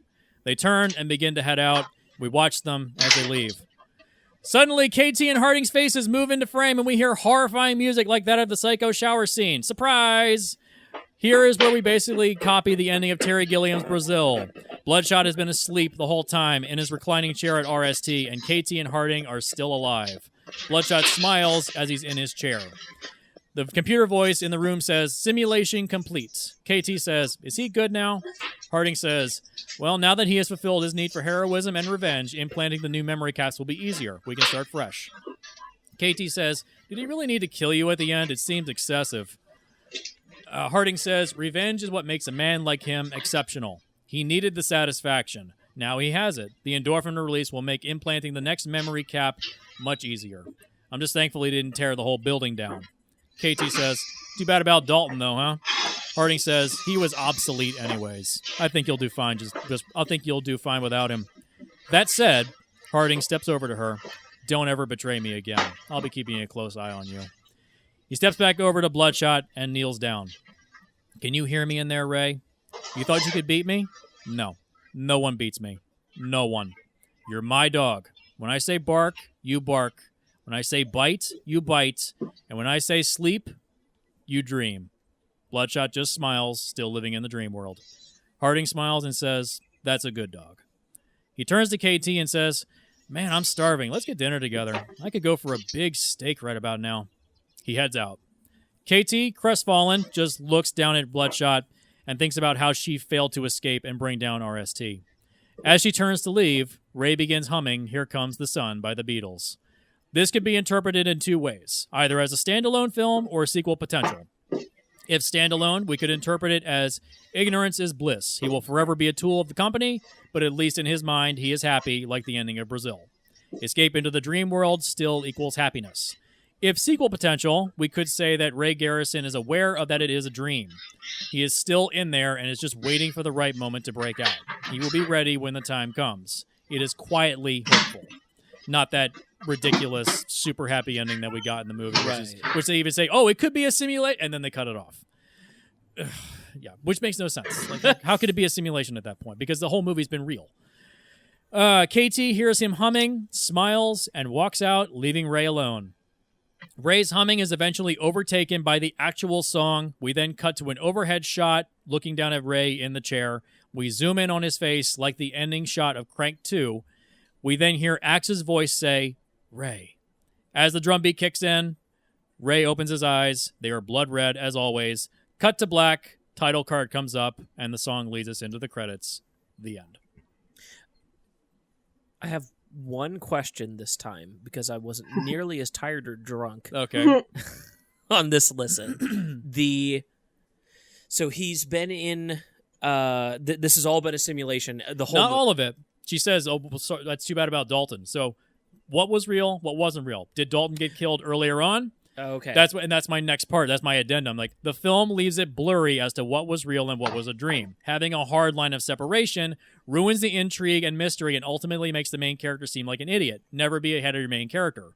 It also includes rewatch value. Right. What was real? What was fake? So he did try to break into RST. He did try to break in. Right. Whether Dalton was actually there, never known. Or whether or not he was successful, unknown. Yeah. Yeah. So what all had been... Okay, so Dalton does get killed, though. He does get killed. In the real world. In the real world. But Harding did not. Harding did not. Okay. Harding did not. KT is still alive. Yeah. Right. Okay, I follow. Yeah. I'm on board. When Bloodshot is sleeping or out on a mission, his brainwave pattern is like that of a shark. One hemisphere is active, but only for general necessary functions. Essentially, the emotional side is in a rest period, which the mechanical while the mechanical functions are active. Essentially, he's like the Terminator or RoboCop. Sure. So, and also, Here Comes the Sun is the perfect song to use because it counterbalances the nastiness of Bloodshot's situation. Also, the idea of the rising sun. Right. RST's slogan is, "The future is just over the horizon," and also the red spot on Bloodshot's chest looks like the rising sun. It all ties together perfectly. Yes. It's a better choice than Psycho Killer. Absolutely. So I like the Talking Heads, but the Beatles are better. Yeah. John, questions? Any thoughts? I see a couple of the aspects that were brought from the novel in some of it, and from the comics that are pulled from. I tried to pull. I basically followed the general through line of the film and tried to add some stuff in from the novel, but I mainly pulled a lot of stuff from the comics. Right. So, and like it's a standalone. It's like there's no Harbinger connection. There's no after credit sequence. Like if you want to say it's a standalone film, right? Just and so it's kind of interesting because it seems like the movie, or you know what I mean, the repitch is when we get to the next piece. Where are we at there? Right? What is the accomplishment of what we had so far besides the consequence of Dalton passing? It still has some great aspects, some action that I do appreciate. And I'm just not. I mean, I like knowing as a viewer what actually happened and what didn't happen. And so it kind of plays that aspect of that's personal preference of just kind of like being able to have to dissect, which, like you said, the rewatching ability is great.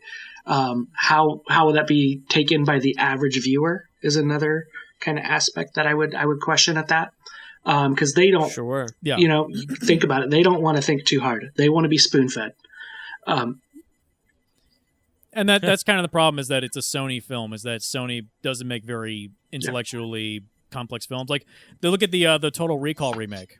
What do they do halfway through? Oh, no, it's all a dream.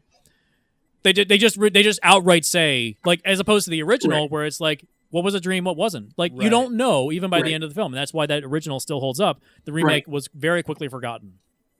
So, yeah, and I do think that if you're going to say you're going to be different from Marvel and DC, do something that's not just visually different, but also stylistically different. Yeah. Like, this has to be completely different. It has to be totally unique. Don't just copy someone else. Sure. Yeah. But instead, they ended up, everyone compared it to like, oh, yeah, it's like a Phase 1 Marvel movie, or it's like a 1990s Marvel movie. It's like, that's the problem. It's like everyone's just comparing it to those other groups. No. Like, you don't want a comparison. If you want to compare it to anything, compare it to like Die Hard or RoboCop or Terminator. Right. You want to compare and I would appreciate with a Bloodshot movie that I would like to compare to is actually Bloodshot Colorado, Bloodshot Reborn, where it's at with the depth of a character. Because I think that's what I'm hearing the most, is that it doesn't seem like there's a lot of depth to this person. I've heard that for years with Valiant characters from people that don't read. There's tons of depth. There's tons of depth. I mean, I think one thing with regards to what is real and what's not, you can do like, various films have had different mechanics. Like, Sixth Sense did the color red with ghosts, and Eternal Sunshine did the different hair colors to establish timelines. Like, you could do something visually that's minute that people that want to rewatch to figure out what was real and what was not can be like, oh, okay, well, based on this is probably something that's not real, because all of the other scenes that we know are not real have KT wearing this costume versus another costume or something like along those lines, Yeah. Yeah. I mean, it seems like KT changes her outfit from like between shots. Yeah. Yeah. I get it. She's hot, but it's just like every single outfit she's like wearing a crop top. And I'm like, I get it. Yeah. Maybe that's the defining line between what's real and what's not real. Like, even in the novelization, they even have like a little epilogue where it's like, it says like Harding is working with Eric in the server room building new memories. So it's like the novel even twisted, being like, oh no, it's all a simulation. Sure. It's all in his head. The novel Just have ends in a way Harding where it's tell like, KT oh, no, he never it puts escapes. the lotion on. Because it's all what he wants.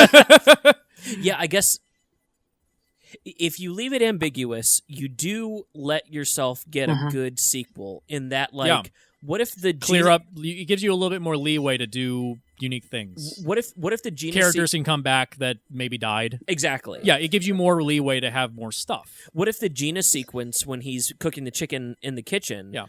What if that's an implanted memory and there is a real Gina? Yeah, You know there what I mean? you go. You can literally twist any scene by making it not real. Yeah. As long as you have like anchor points of like Dalton did die. Yeah. You know what I mean? Or I think honestly the saddest thing of your whole pitch is him sadly eating chicken in an alleyway by himself. Breast. By himself in an alleyway. Just it's so pathetic. It's so like that is what dieting feels like. Yeah, it's like, and then, like I said, like the tragic element of a character is liking the character and seeing them at the bottom. Exactly. Like when they're at the bottom, that's when they can rise back up. Yeah. Exactly. It's a standard 3-act structure. Yeah. It's just done in a way where it's not repetitive. Like I didn't repeat anything in this. Like this film that we have now, it It's so repeats acts repetitive. 1 and 2. I think also one of my favorite upsets from this is a 90s structure set to a current idealism. Yeah. Because the end of your movie is very 90s. He gets shot in the eyes, bloodshot. Ha! I That's get it. funny. But then the twist is that didn't happen. That's just the idealized version of what would have That's what he happened. wants to have happen. Right. And that's why he gets the endorphin release, which allows them to implant better memories. Exactly. So Yeah. it's almost a commentary on the endings of these movies are sometimes like too good. Yeah, and there's even like Josh Absolutely. Dysart's running a book called Unknown Soldier, where the end of that story where Moses Lawanga kills Joseph Kony, just outright kills him, and like flowers start sprouting up, and all the kids are happy, and then you turn the page like, oh no, he got shot. Right. He got shot. He's having a massive embolism, and he's dying. Yeah. Like that like this need for happy endings, like it's like it's ingrained in culture now. Like this is quietly hopeful. It's not really happy. It's not really sad. It's just it's an ending. You can take what you want from it, and like Sure. the ending of Brazil, like or even go to like Upgrade. Like this is the same ending as Upgrade. Yeah. He's in a dream world, but STEM has taken over, and like Gray's not here anymore. He's in a better place now. Goodbye. Right. That kind of like downbeat, dour ending, but he's happy. Yep. He's in a dream world with his wife. Right. He got what he wanted. He got what he wanted. It's like, Bloodshot. See, I always thought that an maybe he got interesting what he piece, wanted. even with the original movie that we got, and it could be with this pitch, is that Harding uses the Gina character, and you basically figure out it's his wife. And he doesn't care to even use his wife and kids as pawns, and basically kind of live, vicariously through Bloodshot as being this warrior person and how he basically sees himself. But also, I'm going to, use my wife and kids in this piece. I don't care about anything but myself. You're just a pawn in my big game. Yeah. Yeah. Yeah. Absolutely. Yeah, and that also leads into like the ending of this film that we currently have. The third act was reshot. Originally, what was going to happen was they released this deleted scene on iTunes. I think you can download it, where Dalton and Bloodshot fall into the pool from the beginning of the movie, and they're fighting in the pool, and then it's in the novelization. Bloodshot uses his nanites to overtake Dalton's arms and wraps him up, and then pushes him into the pool, and he drowns. Jesus, that was more interesting because he actually uses his powers for something as opposed to punching someone harder than gravity, which is not possible. I love the image that they had, or in the novel, where they talk about how Bloodshot is pushing Dalton to the ground, and basically how they land on the ground, and it snaps all of his prosthetic legs, and he's basically there again, being a paraplegic. Yeah. Yep. An invalid. Yeah, he's an invalid again. They tried that in the film when he gets run over by the truck, right? And then he just runs away as opposed to just shooting him in the head, right? Like you literally could have just shot him right there. There's no reason you run. Yeah, all of that is also shot very wide, and I think Vin Diesel wasn't actually there for any of that. Oh, and those also, like there's lots of green screen moments, like when Bloodshot gets his face gets run up when he gets run over by the truck and he stands up and he turns to the driver. That's clearly a green screen. 100%. That's clearly a green screen. Like just throwing money at this thing just felt like, why not just shoot it practical? It was basically like Vin Diesel was like, I don't really want to go on location, so just like if I have to leave this general area, I don't know. Well, I think that was all shot in Montreal, and he was already doing the Fast and Furious. Yeah, that is Montreal. Oh, that's why you said it looked like Vancouver. Like, why does the entirety of this town, which is supposed to be in Kuala Lumpur, why does it look like Vancouver? It's like it's so gray at the end of the movie. It's just so ugly. Yep. And also it's the so effect bright in London. And the effect of the regeneration by that point had gotten kind of old. So the idea of him using his nanites to rebuild himself, it's like we've already seen this a dozen times already. Yeah, so can you fast forward at this point? It's like Transformers. It's like the effect gets old after a while. You need to have a new power. Right. I said this on the unreleased episode more jokingly than I'm going to say it now, but this is kind of a real criticism. The final elevator sequence in this film looks just like the leaked Deadpool footage. It does. That got that movie greenlit. Which, like, in a vacuum, that footage got 2 pretty good movies made. Yeah. One better than the other, but still pretty good. Sure. But this is like, that's your finale. Your finale is leaked footage from another movie. That's what it looks like. And the visual effect of like recreating human beings like digitally, right, as opposed to practically on wires. Like there's this moment when Dalton like flips around an I-beam and it's like it's a digital Dalton. It looks like it's out of like a video game. It does not look good. Like there's no texture. And it's interesting you say Deadpool so because Tim Miller and Dave Wilson actually own a production company together. So yeah, that's right. Yep. Yeah, Blur. Yep. Blur. Yeah, they work together on Deadpool 1. Which, like, you know, the shit they're doing with this like lifelike CGI. You look at his Love, Death, and Robots, or look at other work Tim Miller's done. They're doing really cool CGI work, but the dissonance between that and real life. That's where it starts to break down. Implanting it into a live-action film doesn't feel right. Right. That's why I think Love, Death, and Robots is all digital, because if you tried to include that stuff with live action, it doesn't look quite right. The one episode of that film that show that's live action, it's probably the worst episode. Right. The Icebox episode is probably the worst episode of the whole show. Oh, yeah. And also, that's a Simpsons episode. Yes, it is a Simpsons episode where they open the freezer. Yeah, it's a Simpsons episode. Like, you ripped it off a Simpsons episode. Like, come on, man.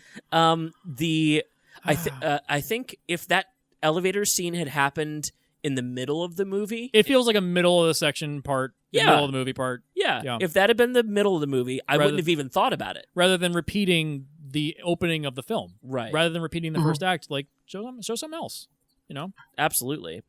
All right, I'm trying to figure out how I want to end this, because we are pretty deep in this, but we all knew it was going to be like this. Jesse talking about Bloodshot. Yeah, pretty much. Of course, that's how it's going to go. I mean, I'd like to reiterate, like, if Dinesh is listening to this, I'm not shitting on anybody involved in the production. Okay, I'm sure everybody worked very, very, very hard. Absolutely. And I for like first time filmmaker Dave Wilson, you know, great first movie, fine, but. Y'all got a film into theaters. I can applaud. It's a miracle it exists. It's a miracle it exists.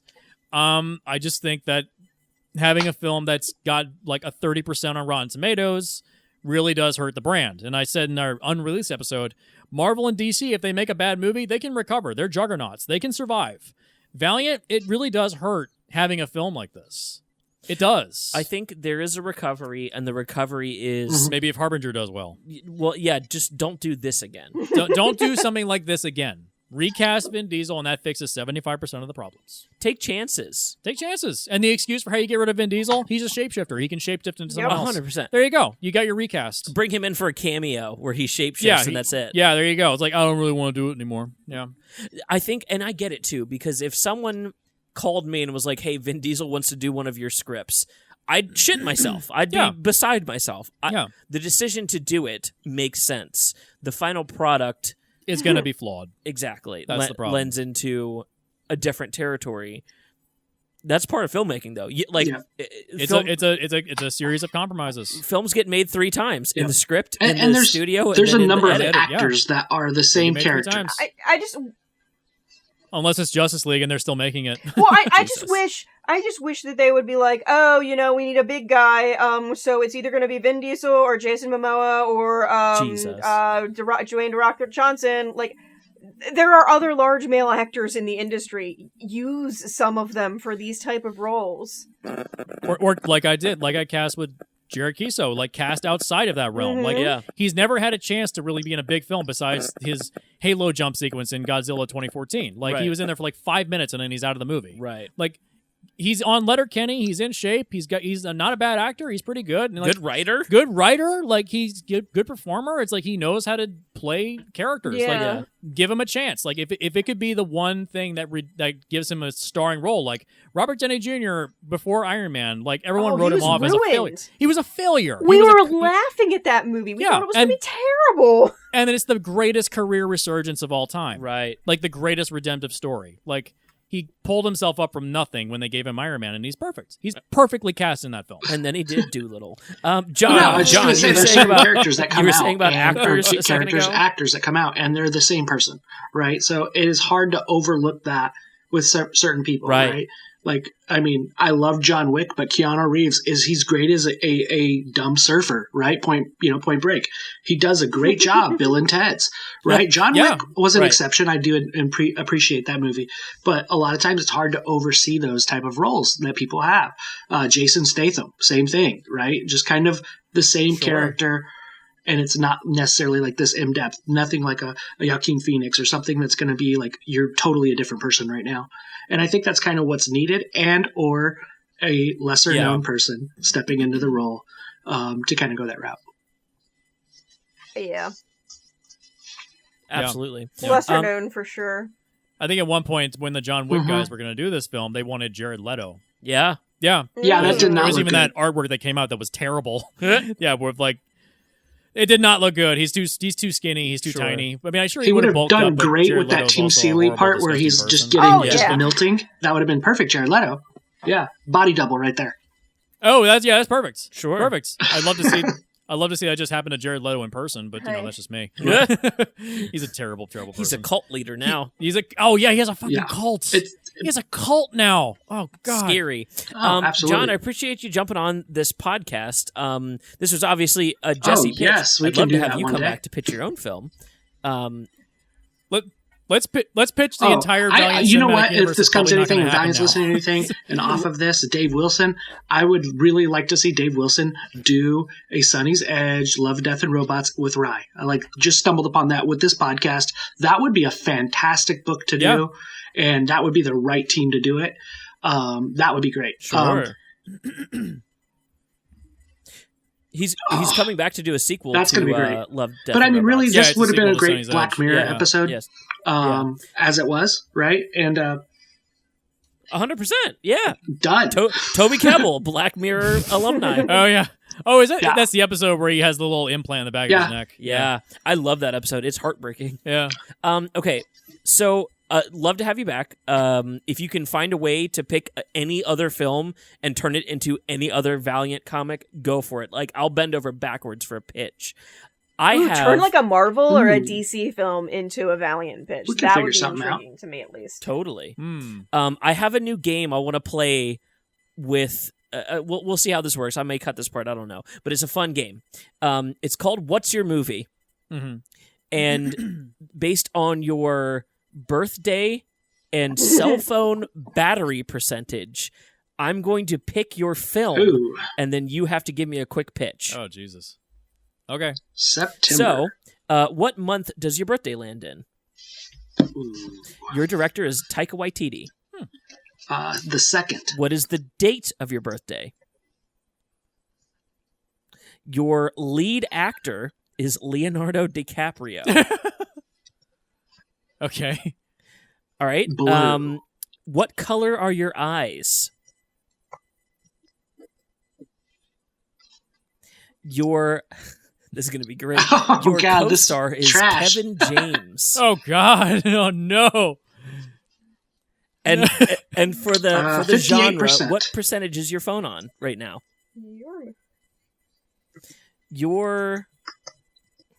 Oh, this is kind of backwards. I'm sorry. It's sci-fi is your genre. So, Taika Waititi, sci-fi film, leading actor Leonardo DiCaprio, co-star Kevin James. God, okay. Yeah, Okay. 3 out of 4 ain't bad. Let me see. Taika Waititi, Thor Ragnarok, right? Hey, and I'm going to keep it with the Valiant piece. I'm going to go older people. I'm going to go that Leonardo DiCaprio is Ivar Time Walker. We'll have Kevin James. He could be a funny, dumb drunk. Yes, He'll be his okay brother Armstrong. Okay, and yeah. Okay. Oh man, the pitch of this is going to be. Where can we go with this? I'm not sure the exact story and plot line, but I'm just kind of thinking of that being the case. An Arvi Time Walker, sci-fi, because obviously he's going to go back and forth into time. His brother Armstrong he's eternal. He lives forever. Maybe we could throw somebody in to be Eternal Warrior down the way. And I think he's out now. Well, Dave Bautista was going to do that. Geez, I don't know. I think if I had to throw somebody in there, I would get he's the blonde gentleman from Animal Kingdom, the TV show. One of those brothers actually would be pretty darn good. I think not Skarsgård, no. Skarsgård. Oh man, plot-wise, I haven't even thought about having that. Armstrong is so drunk he's traveling back through time through Ivar's time portals, and he starts hanging out with himself, causing time paradoxes. And so Ivar sent him to clean it's up kind of after going his with drunk that brother. route, and we could have him just kind of like Armstrong is just trying to screw up history, right? He's just trying to make it even more screwed up than he has before. He's trying to come in and rewrite Bloodshot right now. And Ivar is in there trying to jump it around. Yeah. And it's just kind of going that route. And it's just, action all the way around. DiCaprio, he gives some of his basic lines. He could actually, I don't know. I think that's the movie I would do based off of that plot. I'm sorry, I don't have a great answer right now.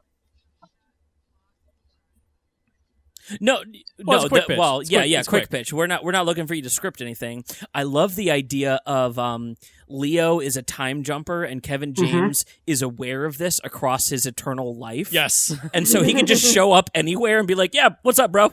He bumps into himself at a certain point. And he really goes like, okay. "What the fuck? Apparently I was to be part of the Paul timeline. Blart. Hey, what's up, man? No. Yeah. Yeah. There you go.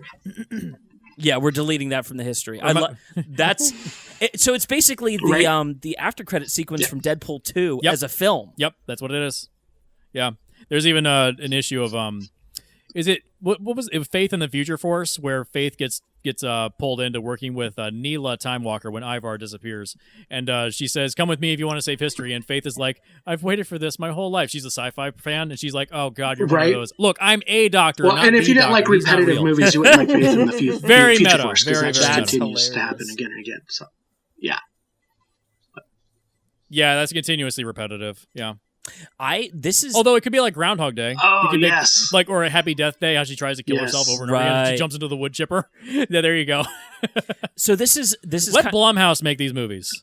Yeah. Is Blumhouse having the budget for DiCaprio? Okay, sure. Yeah, okay, fair enough.